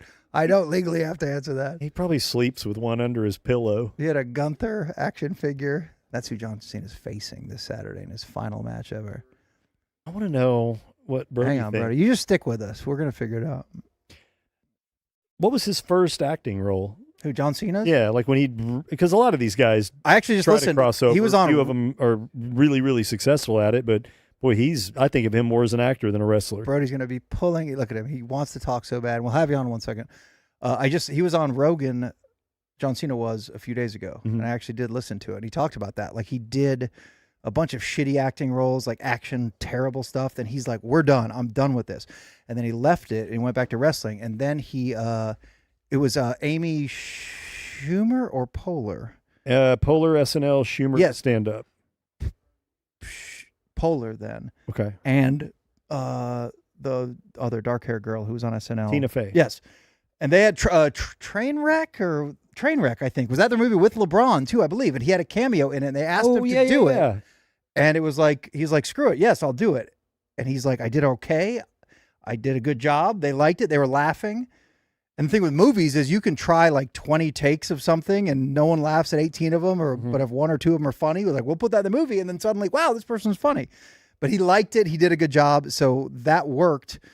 And then I don't remember what his next role was, but it's funny how he remembers like how the steps worked of getting into the acting game, you know? Oh, and then he took like Wipeout, the ABC game show where they're throwing the balls, and then he was like doing a game show and like kind of hosting it. Yeah. Like hosting it and just cracking jokes. And again, tons of editing.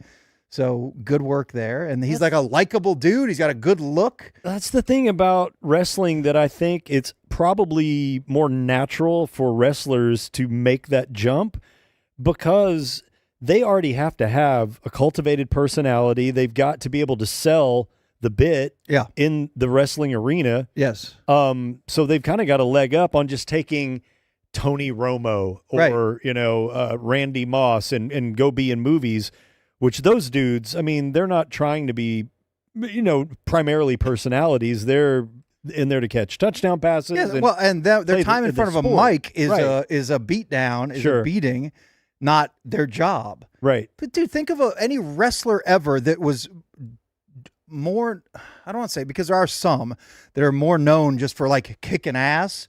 But if you're not good on a fucking mic, you're not going to sell tickets and make $1 trillion.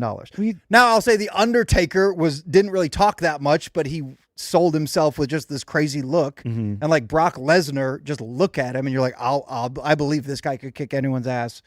So not every single one of them, but most of Stone Cold and John Cena for sure, and Ric Flair, like the biggest kind of names, they were good on a mic. They could sell a pay-per-view. Roddy Piper? Roddy Piper, 100%. Roddy Piper is not like an intimidating body to look at. But he could convince you that he could kick the living shit out of you. You're like, yeah, he probably could. I believe you. And John Cena made a cameo on, what was the award show that he came out and was naked on? Basically was covering his... The Oscars, I think? Was it the Oscars? Yes. Holy smoke. He talked about that too. And he said Jimmy Kimmel called him maybe the day before that and he pitched in this idea, and John Cena was like, oh, man, I just got back from Japan. I'm tired, whatever. And he's like, just send me the idea. And he sent it to him. He's like, that's fucking funny. Okay, I'll do it. And John Cena was like, I don't know any of these people. Like, these are all like the real Hollywood that, yes, I want to work with and do Can you this hear me now? In the next phase of my life. Yes, we can hear you. And he's like, screw it, I'll do it. And he did it, and he kind of stole the show. He kind of did. Yes. Yeah. And then they realize he's incredible at ad-libbing because wrestling is, a lot of it is ad-libbing when you're on mics. Totally. And he's got the Peacemaker and that whole show, and James Gunn starts to like him and utilize him as needed, and yes, and ad-libbing works. Should we all try? right, Brody, we got you? No fucking way. It's not working now. Can you hear you now? There he is. Can you hear me now? Yeah. Oh, it's our Welcome very aboard, good friend, bro. Brody. I don't want to, No headphones. No, yeah. Go raw dog it, our friend. So when we were on the Freak, Brody would leave us talkbacks all the time. Been a big listener and supporter since the ticket days, and he hung with us for the Freak days, and we love Brody. And we've had him on. Yes, he spent a little time behind bars, which is always a fun and interesting conversation. But he's very 46 months. Give me my credit. 46 months. That seems like an eternity to me. And it was not fun. Yeah. It was. And I was very sad. I was told about all this rape. I didn't get raped once. Jesus. I guess my butthole wasn't that attractive. There's nothing. No action for you. You should have gone Single to showers. Like, there's no group shower. It's all single. It's real. I was so disappointed. I was expecting Oz. Gone to Cash's barber and got your butthole bleached to have a more attractive. By the way, I'm wearing the shirt entry point for Mike. because he served our country. You're welcome. I was gonna wear stars and bars that Cash sent me, but it was just so big. Yeah. It was like a 4X. He wears the big ones. Yeah. He does. By the way, my brother-in-law, who lives right next door, had to come over and fix this audio issue because apparently when I plugged in headphones, I just screwed the pooch. Brody knows nothing about Zoom. He was intimidated by a Zoom connection, but look at us now. Look who's shining now. Mm-hmm.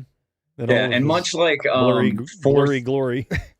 And much like fourth quarter Daniel and a former Big Ten coach who was getting ready for the Cheez-Its Bowl, I'm just ready to fuck, guys. Well, we have Brody on for a specific reason. It's a tribute to John Cena, which we don't have anything planned for. But like I said to you, he's a stud. Brody.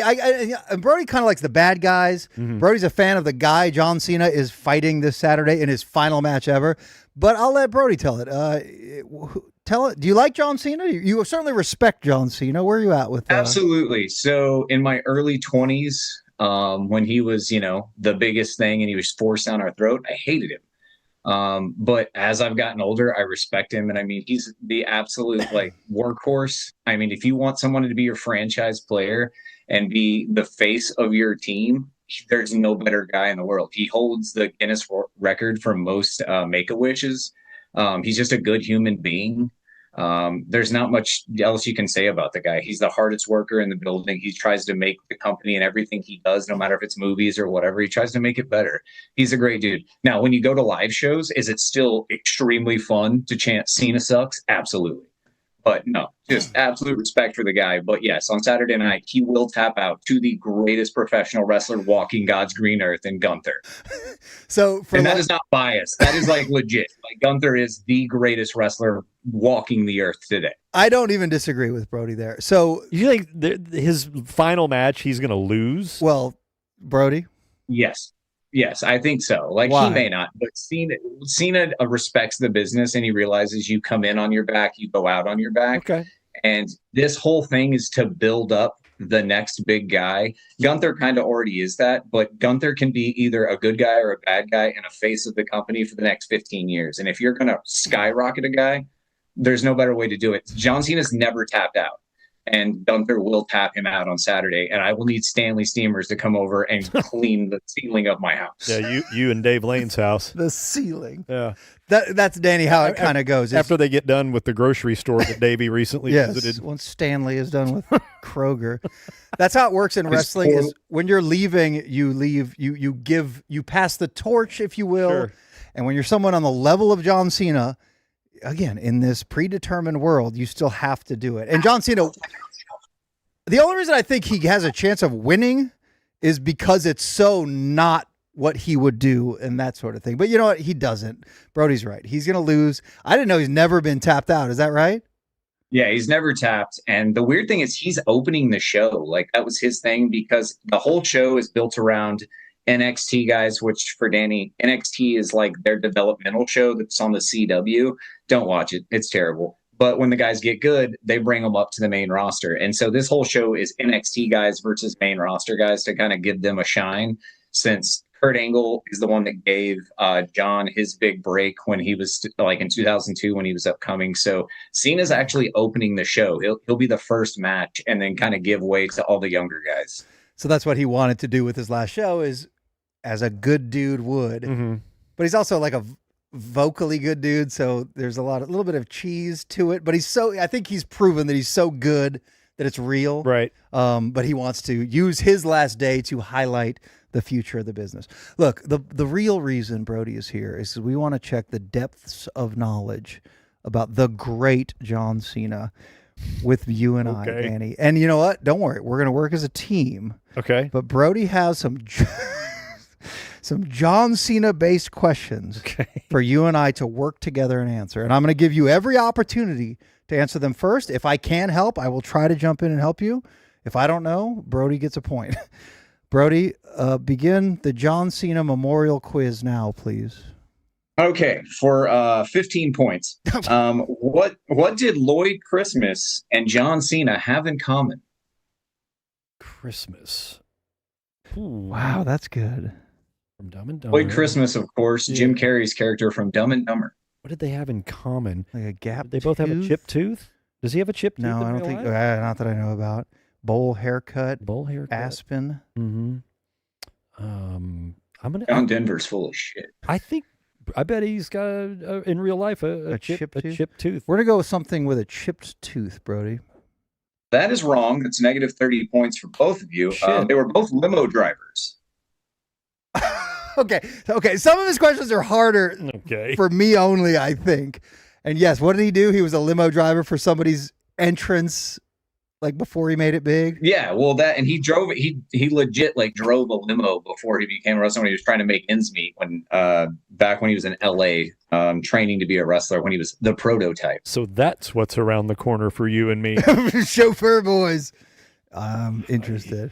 All right, this one is for 25 points and a nice bag of kettle cooked chips. What did John Cena do for director James Gunn's dog?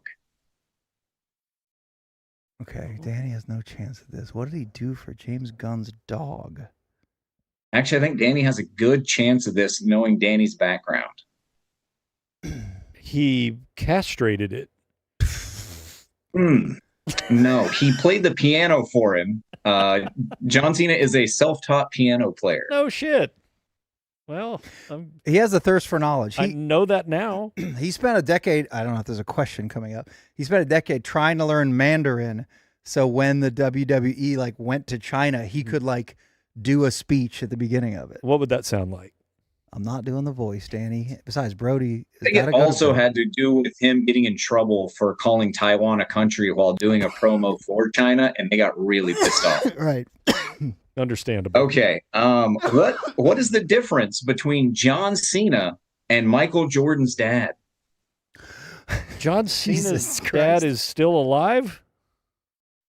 Partially. And John white. Cena and Michael Jordan's dad both slept in a car, but John Cena did not wake up dead. I think we get 25 points for that. Yeah, definitely. 100 points for each. Mark it down.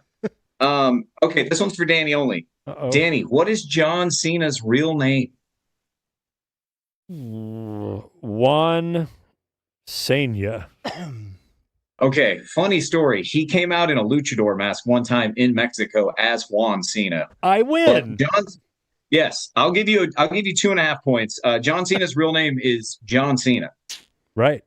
Which we'll take that. That's a Juan Cena translates to John Back to John Cena Cena. That's 25 points in American language. What pay-per-view did John Cena make a surprise return to after 3 months of being on the shelf from completely tearing his pectoral muscle? I think I know, but The number? No, what's the name of the pay-per-view? Oh, the premium live all I event. know is SummerSlam. And that's not our official guess. We would like to go with the Royal Rumble, Brody. It is Royal Rumble 2008, which every year we take bets on who's going to win. And my best friend, AJ, called that one heads up. So good for him. Y'all were asking this earlier. What was John Cena's first movie? Most people think it's The Marine. It was actually Ready to Rumble. He was an extra. So y'all already brought that one up. So I wanted to correct you on that one. Let's see here. Who did I just gave you the answer on that one. Never mind. Jay JBL. Leno. That's who. Yes, JBL was who he won his first title from. Jay Leno. Jay Leno actually did wrestle once. Really? Jay Leno did wrestle because they had an event at Sturgis, and he's like a big Sturgis, motorcycle yeah. guy, and Jay Leno was like, I'll wrestle. yeah, and he came in and gave a terrible forearm to the guy. and It he was like, him. "Oh!" It was him, DDP, and then whoever the hell was that? Kevin, was that his guitar player? He got involved as well against Hogan. Oh yeah, It was god awful. It was god awful. Okay, so in the early 2000s, Cena went on the Stern Show, and he admitted to liking what? Oh my gosh. Okay. What do you think it would be? It's not the Stern That's Show. a tricky question. He admitted gonna be to something liking. Yeah, it's got to be racy, Like but it won't be young chicks. butt stuff. I'm fine with butt. I'm finger in the butt. Butt stuff / finger in the butt. No, nothing wrong with that, but that is not the answer. Coming Just from a saying, no man who's judgment. done time. A disappointed former prisoner. A Yeah, shunned. nothing wrong with that. But this is what I think actually got me on the Cena bandwagon. He is a fan of the thicker women. And to steal a line, he said, as a dare one night, he was approached by a woman who was 280 plus pounds, and he went home and had an incredible experience. And to steal a line from a comedian, Uncle Laser, when asked where do you meet your women, I always say the A gap. Okay. All right. Okay. Mike, all right. That's good. Mikey, who has Cena wrestled the most times? Oh. Let's table talk here. What do you think? Oh, I don't know. I know I'm going to go with like Sergeant Slaughter. Okay. So that's not hard. I know like the obscure thing, which he'll shake his head no. Like Kane has wrestled like the most times or something, but I don't think that's television matches. Yeah. It could be like Randy Orton. Ding, ding, ding, ding. It's Randy Orton is our guest. It's over 100 singles matches, and if you include tag matches, over 260 times. Wow, they really know each other's game. Right? Inside and out, mainly their buttholes. Oh my gosh. What's John Cena's favorite candy? Well, that's got to be a trick. Candy. Oh, that's like a bad wrestling joke that I think he's doing right now. Is it? No, legit. His like favorite candy. I'm going to go with my favorite candy. Okay. Which is the Reese's Peanut Butter Cup. God, that is a classic. It's so good. No, it is Tic Tacs. Tic Tacs. What a beef boy. He was really? said to have eaten 10,000 calories in Tic Tacs one day. And Bonafide pie, whatever Bonafide pie or Bonafide pie, he eats that every birthday. It's some British thing, so it's probably communist, and let's not talk about it. What is John Cena's favorite band? He's a Boston guy. Oh, Aerosmith? Oh, that's he's not nodding yes, but I love that. Aerosmith. Mighty Boss Stones. Or Boston. Y'all could not be farther from the real answer. Is it a classic band? If you're a 13-year-old girl, yes. Oh, shit. Okay. Wet Leg. Oh, Wet Leg's pretty good. They are pretty fun. Fish. 13-year-old know girl. what Wet Leg is, but let's go with BTS. No, it's not. Is it really? Yeah, that's his favorite band. He loves some K-pop. What a knucklehead. Okay. Let's see. And I think I'm out of questions. So did this go exactly how y'all planned? Pretty much. Actually, yes. Are y'all glad y'all did this? Yes, no doubt. It was perfect. Do you have a outro? By the way, there was you go. Tony Faye was Tony Faye the one you did the Cowboy Channel read for? Yes. Tony Faye PR Okay. is a partner of ours. Yeah. Yes. Okay, so I would like to give a shout out to your guy Brick. He's probably not watching this right now though, because be.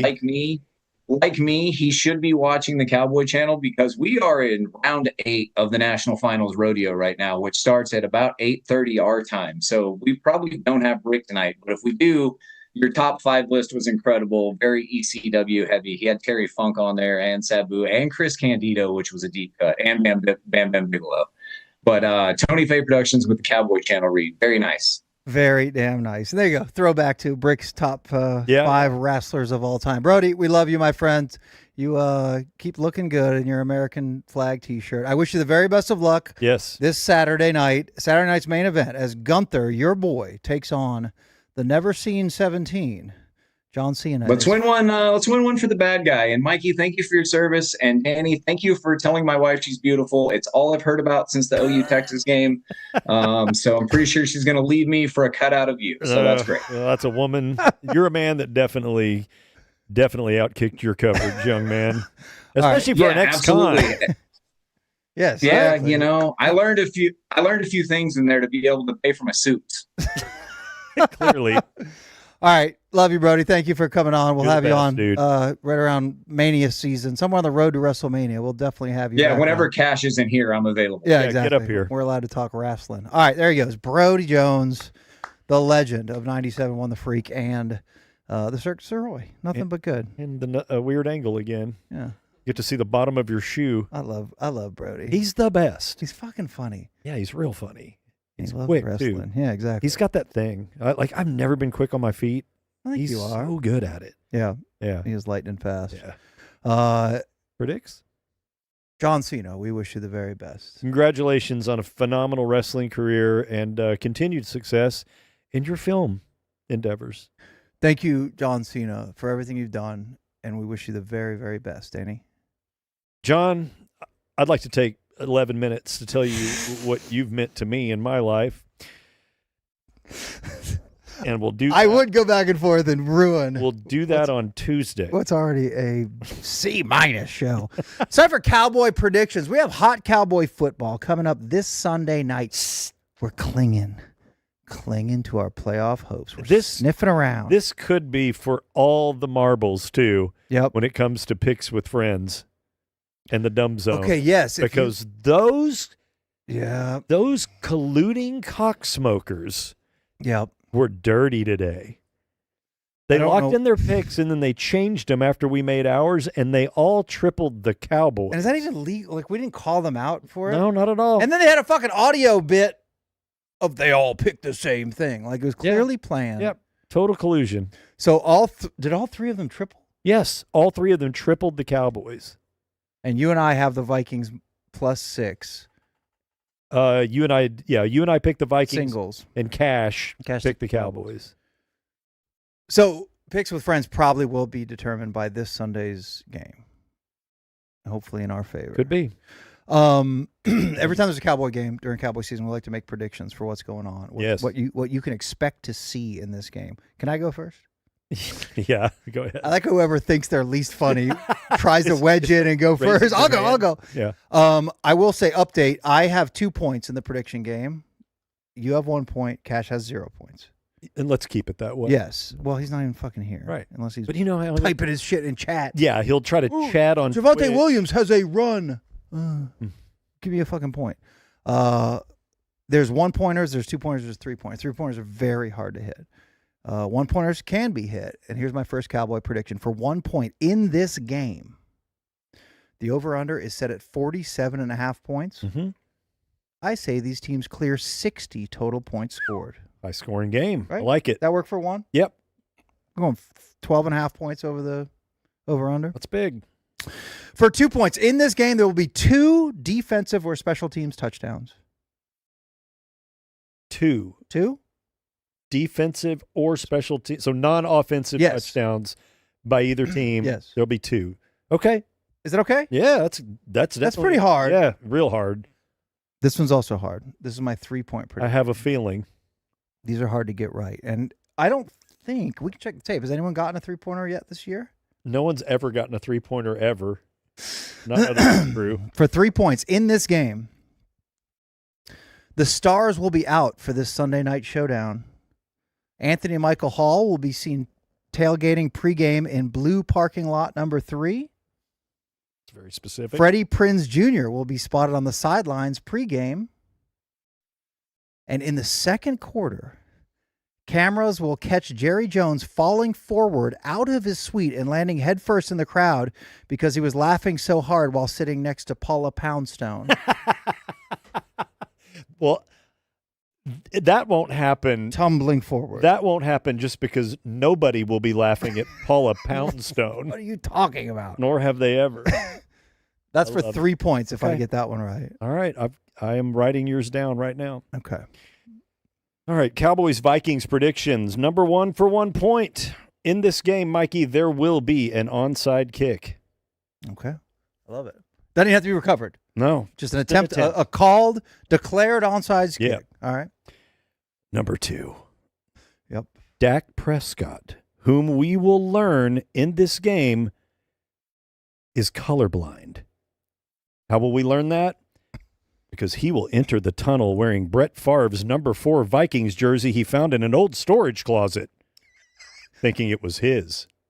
Okay. Enter the tunnel, but then somebody will accost him. Dak, put your jersey it's on. number 4. He thought it was his. He just saw the 4 and popped it on. And that's merely a 2-point. Yeah, that's just 2 points. Okay. He couldn't tell between purple and blue because he's colorblind. Yep, those are That's hard. when we'll learn. And for 3 points, you remember the radio stunt that Denver tried to pull back in the day, earlier this season, the failed Mile High Club radio stunt? Let's go back in time because this was a 3-pointer in a Denver-Dallas game. A Denver sports radio stunt will be executed during halftime. This didn't happen, by the way. Shocking. Organized by the Dover and Cecil Show from their version of The Fan, when they encourage fans to readily show America how Mile High got its name, and everyone in attendance starts fucking. Yeah. Well, after this failed Mile High Club radio stunt in Denver, a local Dallas sports radio station will attempt a similar stunt called Fingering in the Fourth, led late in the game by Sean Bass and David Mino. Led by them. Yes. Yeah. They're going to be stand the up ones and be like, nah. trying to get it going in the fourth quarter. Let's go, everybody. Yeah. Yeah. They got the idea from Denver. Yeah. They just kind of rebranded it, and it's called Fingering in the Fourth. Okay, so even if it doesn't work and everyone starts fingering each other, as long as they are shown trying to get this thing cranked up, I think you get the 3 points. Yeah. Cowboy fans, keep an eye out for all these predictions. And hold us to them. And if you are at the game on Sunday, guard your crotch. Yep. You don't want to get fingered. If it's Monty fingering, does that still count? That's a great question. We'll have to decide. 1.5 points, maybe. If Monty's just, come on, everybody. With the stub. Who's with me? Who's with me? Sweet, sweet Monty. It's a time for you to ask questions. And He us should be a to fucking answer. host, by the way. I know he should. Why is he not a fucking host? He's talented as Don't shit. get me started. It's time for a segment called You People. Yeah, Trey. Got your list over there, Bobo? Yeah. Got a few? I'll do them. Yeah, I added a bunch. Yeah, no, we're good. Or a couple.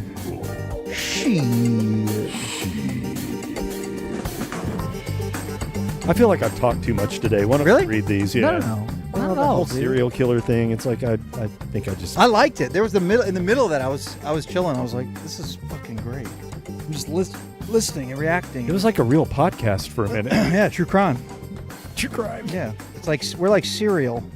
Here's shit that everybody probably already knows We're about. chasing cereal up the podcast rankings. You people is where you ask questions and we answer them. Sometimes you make comments, and I did scroll back and look at some of the stuff that was just happening while we were chatting. I think we were talking about the TV show, The Dating Game. Yep. And Bob Saget said, my brother-in-law posed in Playgirl in the 80s. Just a comment. No shit. It's kind of awesome, though. Did they show dong in Playgirl? Like maybe one, like a side dong or something? I don't know. Trey? Yeah, he's pretending not to know. I don't know. Is Playgirl, does it exist now? With I don't even know if Playboy exists anymore. Full meat? Remember when Playboy, about maybe 12 years ago, tried to go non-nudity? Do you remember that? Tried to do like tasteful, erotic, clothed shots as their centerfolds? Yeah, I do remember that. And then they're for like a bailed on it. year. Yeah. They said, nope. And Penthouse was like, no, showgirls pissing. They got into that for a while. Pissing? It's like, all right. Yeah, they did. Really? Yeah. In for the real. magazine? Yes. Let's move on. Mr. Clax. This is also for your murder thing. Cirque tie-in. Don Johnson appeared on The Dating Game. I did not see that when I was searching famous people. Celebs that have been on The Dating Game? I didn't know that at all. Never came up. Don Johnson. Crazy. Close to the Cirque du Sirois show. A future guest of Cirque du Sirois, Don Johnson. Harmon Killebra, which is a really good name. What flavor are you boys puffing on? Geek Bar Cool Men over here. What do you got? I'm a little ashamed. Oh, no. Strawberry Savers. You always go with those tasty ones. I got a spearmint one when I was down in Austin. It was delicious. I know, right? Just basic. It's clean and basic. And apparently, when you go with the non just menthol or regular, it's supposed to be better for you. Okay, I would love to know where you read that. Ducey's boner pills. How crazy is it going to be if Michigan hires Manny Diaz? That is the friend of the Cirque du Sirois, Manny Diaz, head coach of the Duke Blue Devils. Actually, when I saw that Ducey's boner pills write that, I checked because Michigan just fired their head coach. Right. And I'm like, wait, is there some rumors happening that I don't know about? I have not heard anything about that, but we do nothing but cheer for Manny Diaz and support him, whether it be at Duke or whether it be he goes on to what he would consider greener pastures. I don't know. Bad Ticket P1. Danny, have you ever thought of releasing all the songs you made while you were at the Ticket or the Freak onto an album? No, but Mikey and I discussed this when, like, months before we conceptualized bringing back Cirque and doing it in a live stream podcast form. And I even created a YouTube channel for it called Ding Sings. Yeah. And you're like, just put all your fucking songs on YouTube, make a little video for them. And I've uploaded a total of this many. So you own YouTube at Ding Sing. I think so. Yeah, but I don't have any followers, and I don't have and there's no content. Yeah, but your songs, I know whatever, your joke songs, they have been burrowed in people's heads for decades. Some of them. I mean, Country Cream, just alone, people are like, I want to hear Country. People want to hear that stuff, I guess. You just put that shit on there. I know. Spins galore, and then you and I split all the cash. That's true. That's true. I'll be happy to write your quarterly check. Thank you. $1.07. I have not read these, but Will Evans, if you guys were spelunking and found bats hanging out in the cave, there were robots made of metal, but they were jamming to the metal band Dokken, would you freak out or headbang with them? That's a fucking good question.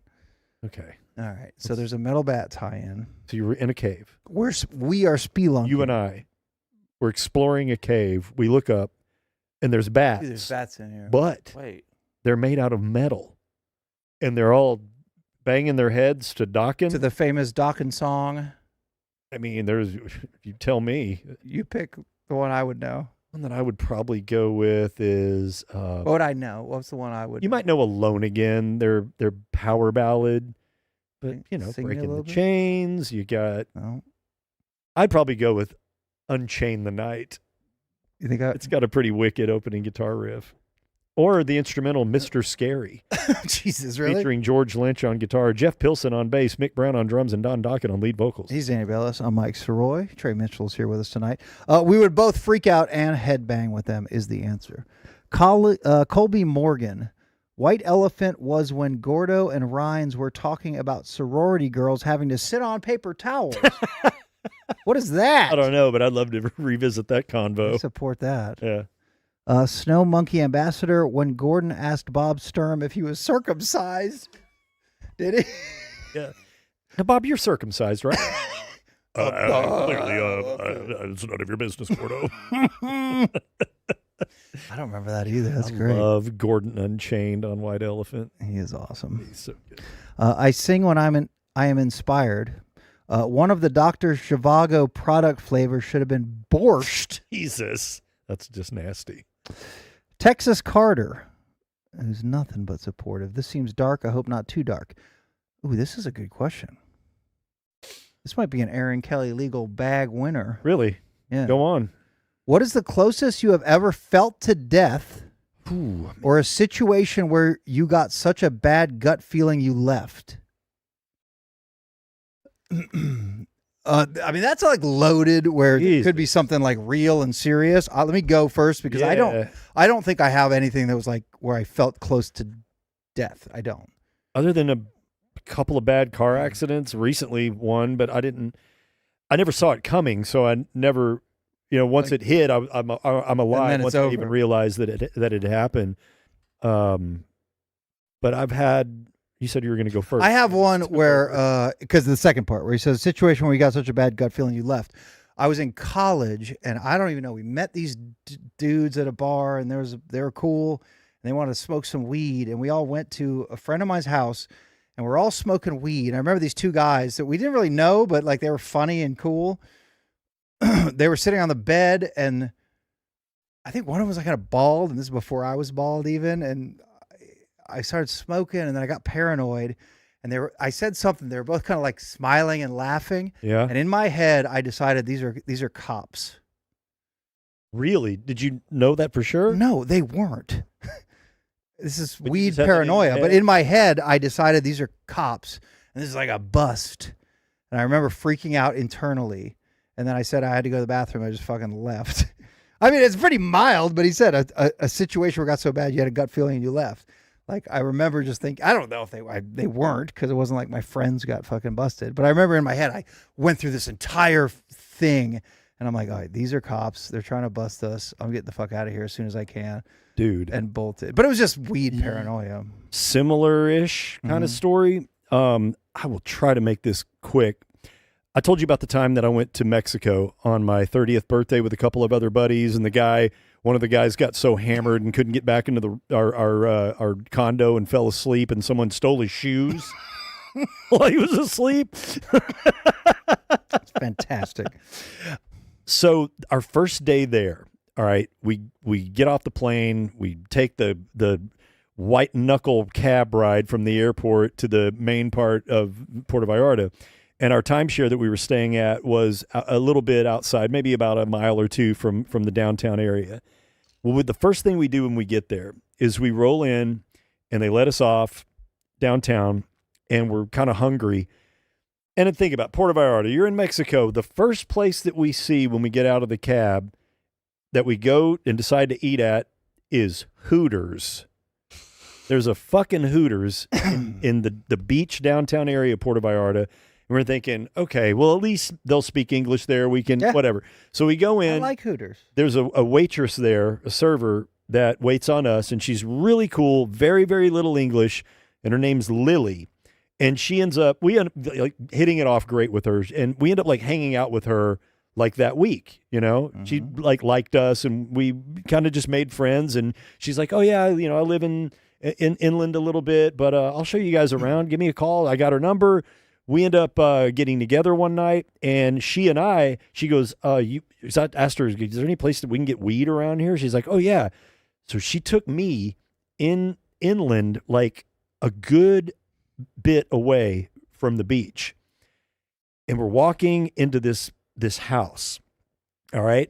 And we walk into this house, go around through this back gate, and it's like a jungle. There's, you know, foliage everywhere. It's dark. It's nighttime. And I walk into this room, and it's about probably 15 or 20 Mexican dudes, and they're all sitting in this room devoid of furniture. And in the middle of the room, and I'm not kidding you, I remember this vividly, is a big boom box, and it's playing Riders on the Storm by the Doors. That feels like a death song.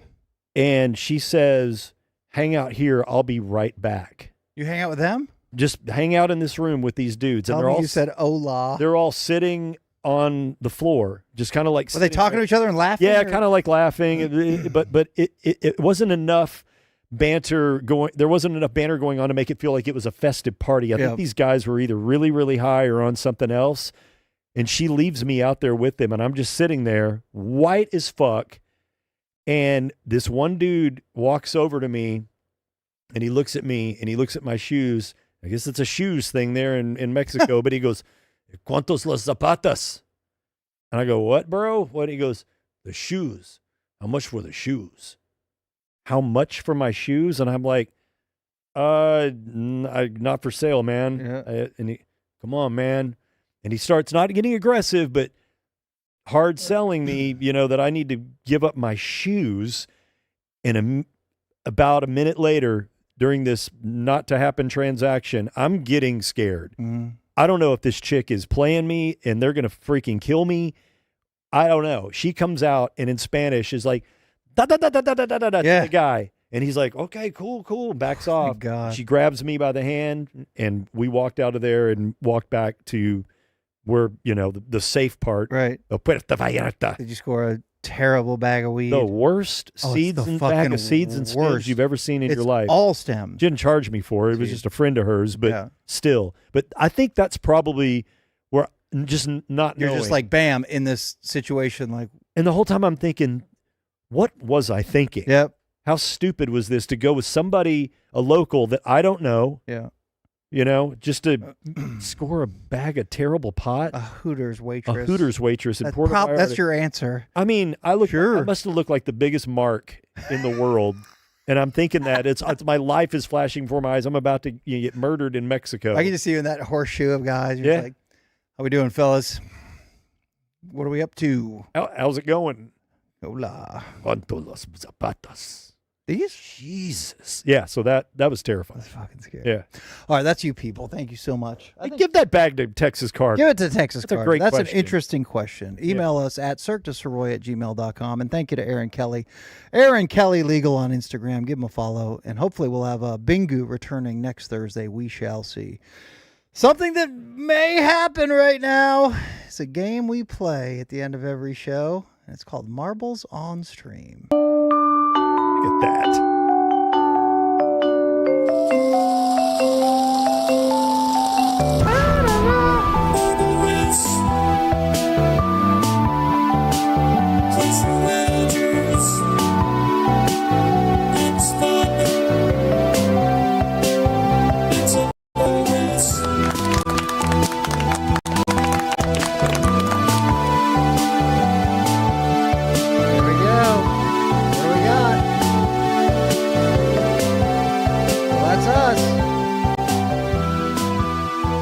Have a marble race, Trey. Oh, God. Look at mis zapatos. ¿Cuánto es? $10. ¿Cuánto es? Oh, Jesus. Oh, my God. Okay. All right. This is good. We get to watch how the fucking donuts are made. All right. So, yeah, get started. Hey, I want to earn more with the rev share. Hold on. Not tonight. No. Sign me in. Give him my phone number, too, while you're at it. Get started. Did we already do that? Are you nervous and panicking right now, Trey? I think Trey has been fucking great tonight. He is. Thank you, Trey. Are you hungry for season 65? Okay, now go to race. There you go. And then pick us a winner. Don't do buckshot because that's... Scroll down a little bit. Have a little fun. Explore the space. Let's take a look at these fields. That's a Christmas looking one. Let's see that Christmas looking one. That one? Where is it? Right in the middle. That one? Down one? Down one? Right there you go. Yeah. I don't know. It's Christmas looking. Yeah. How long is it? 7 minutes? What? 14 minutes. Fuck. All right. Play. All right, play. Yeah. Boosh. Yeah. And now we present. Are we in marbles? Nah, kinda. Everyone has written exclamation point play. I don't think you're in yet. Okay. How do we get in now? Got to redo it. All right, now go. Now I want to play. Tracy DeRosa first in. Not Hey, that Tracy. Raymond second in. Not Selby. The N4 Samurai. Harry Turd. It's Roy. Some other Scott. Silky's in. Borsmith is in. Con Air. Bob Saget. Will. Number. Krytos. Pellycat. Hey, Tracy, tell your relatives to stop trying to take my shoes. Yeah. Lady DeRosa. Yeah, Lady DeRosa. Hands off my zapatos. Boy, that's scary. Yeah. You just stand there with hands in your pocket. And it's like Riders on the Storm. Oh, God. I'm terrified. Like the whole time. And then it went to like the end. This is the end. Like just rocking the Doors. Yeah, they were playing Doors' greatest hits. And Sounds like a good party. Saddest, darkest drug songs, and I'm out there alone. You could have won them over. How? Smoked a J with them. They weren't done some funny stuff. Do your Norm impression. Hey, Mexicans. Hey, Mexican friends. Hello. Hey, amigo. Hey, amigo. All right. Somebody said on chat, my Norm sounds like a weird Kermit the Frog. I thought Homer when I heard it. All right, exclamation point play if you'd like to have a marble in this race. There's no skill involved. All you have to do is hit exclamation point PLAY. Craig Trey Vids is in there. This guy's fucking working double time. I see Bennett. Look at all these studs. Trey, you really want to try to run this thing? You believe? He's a video game veteran, man. He is a gamer. What's the name of your podcast? Ooh, he said, ooh. He's looking for the on ooh, and then turned his mic on. Exclamation point play if you want to get in this thing. Super Gamescast 64. You can find that on the Blowout Network. Yeah. Blowout. What is it again? Super what? Super Gamescast 64. We've been doing it for 7-8 years. 7 years. Video game podcast, Super Gamescast. Games? You're an avid listener, right, Danny? 100% no. Yeah. What would have to happen if you win this marble race? If I win, will you? Okay, if Trey wins, yeah, you have to listen to. Is there one coming up? What? Every weekend. Every weekend. How long are they? An hour.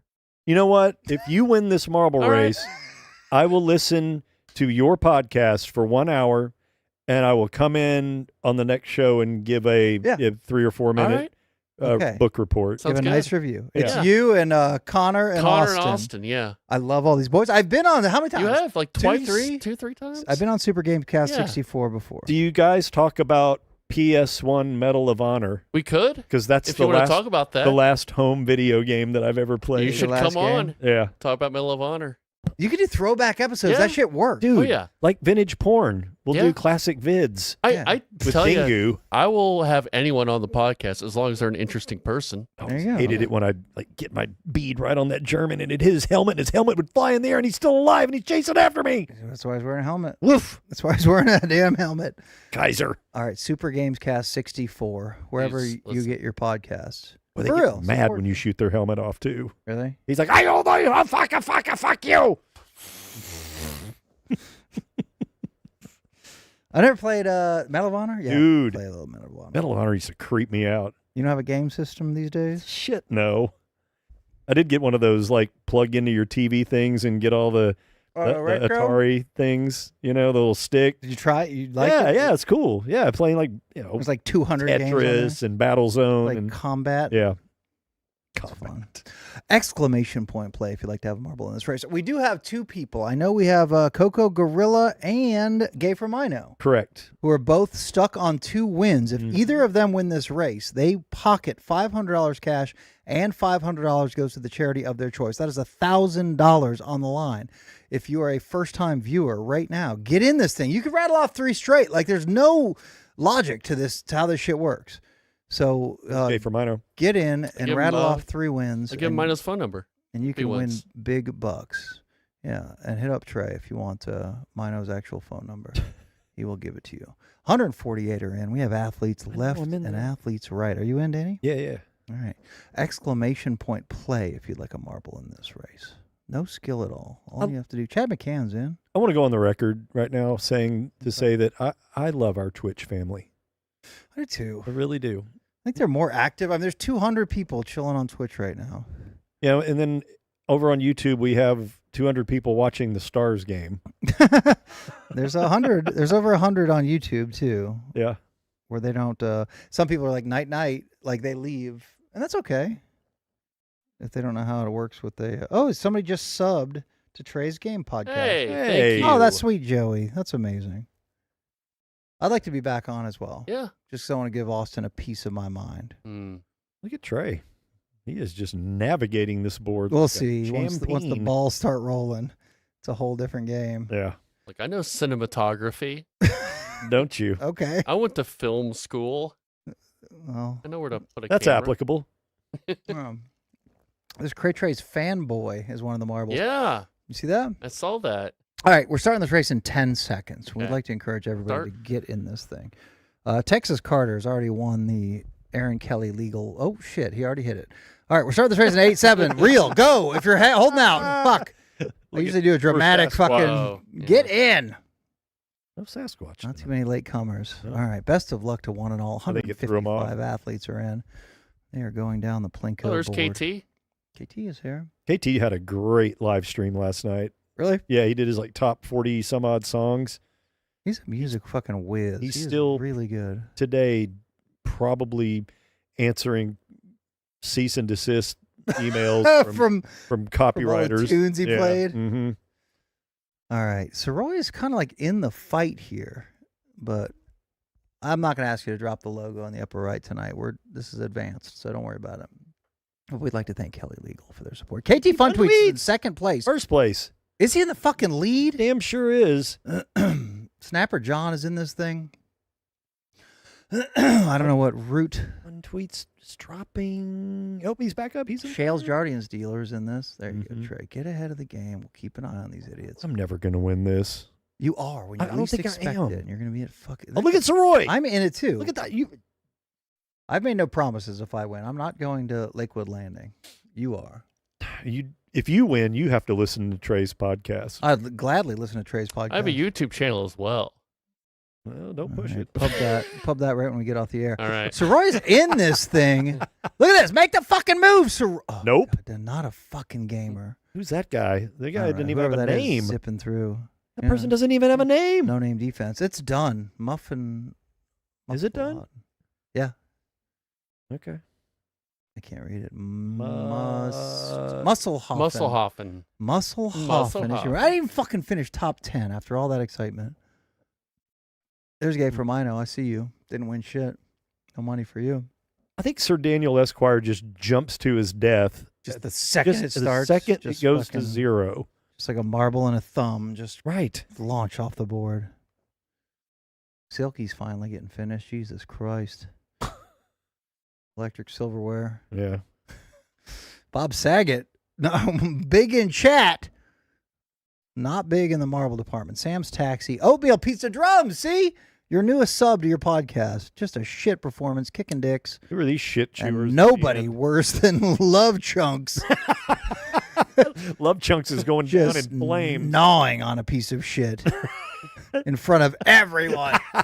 It is Musselhoffen with the win. Let's see these results. Musselhoffen, Zoo Circle, Sound Mano, Excellence, Billy Groon, probably Green, Greeny, Scumbag PJ, The Real Robot Santa, Disc Golf Sid, Harmon Killebra, he asked a good question earlier. That's funny. And JH in Fuego rounds out your top 10. 13th place goes to, damn it, Sean, I believe. 24th place goes to Texas American. That's my boy Frank. That is a big Frank. Love you. Cray Trey, good finish, 28th. 38th place for the very hot and amazing Christina Ray. 41st goes to Cocaine 214. 69th place belongs to Chad McCann? Frozen Screen. Oh, I love Chad McCann. Keep going up. Keep going up. 69? Where are we? Oh, I almost hit it, too. Cheese Boy, 531. Nice. 72nd for me. Dead last belongs to Rock Chalk. And then the rest of these turds, along with Sir Daniel Esquire, did not finish the race. Unbelievable. All right. Thanks to Aaron Kelly Legal for representing you, if you're in trouble, and us for you people tonight. Hopefully Dingu will be back next Thursday night. Jam Roofing. Jesus, dude. Nothing. This thing doesn't happen without Jam Roofing. If there's anything going on, jamdfw.com is their website. Please hit them up. They will do right by you. And you are then doing right by us by supporting them because they're amazing. Check out their website, jamdfw.com. It's not just roofing, man. These guys can do it all if you need any work done on your house. Yep, they're the best. Yeah, good. Fun? So much fun. Trey Mitchell, thank you, honestly, my brother. It's Incredible fun. work. Stepped up. You showed up. Yep, Appreciate you got it done. We really appreciate it. Make out hard. Stay out of the left lane unless you're passing. And never, ever litter. And as Danny told us just the other day, thank you for honoring your word. ¿Cuántos zapatos?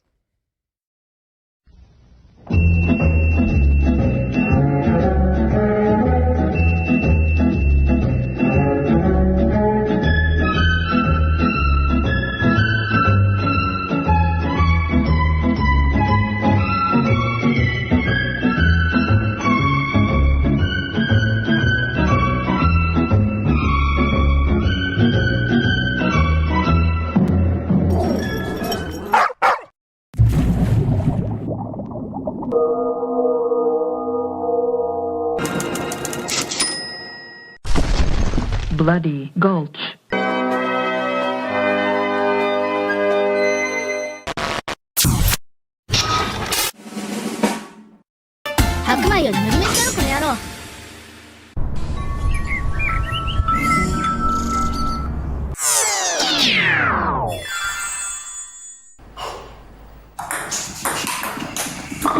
Baseball.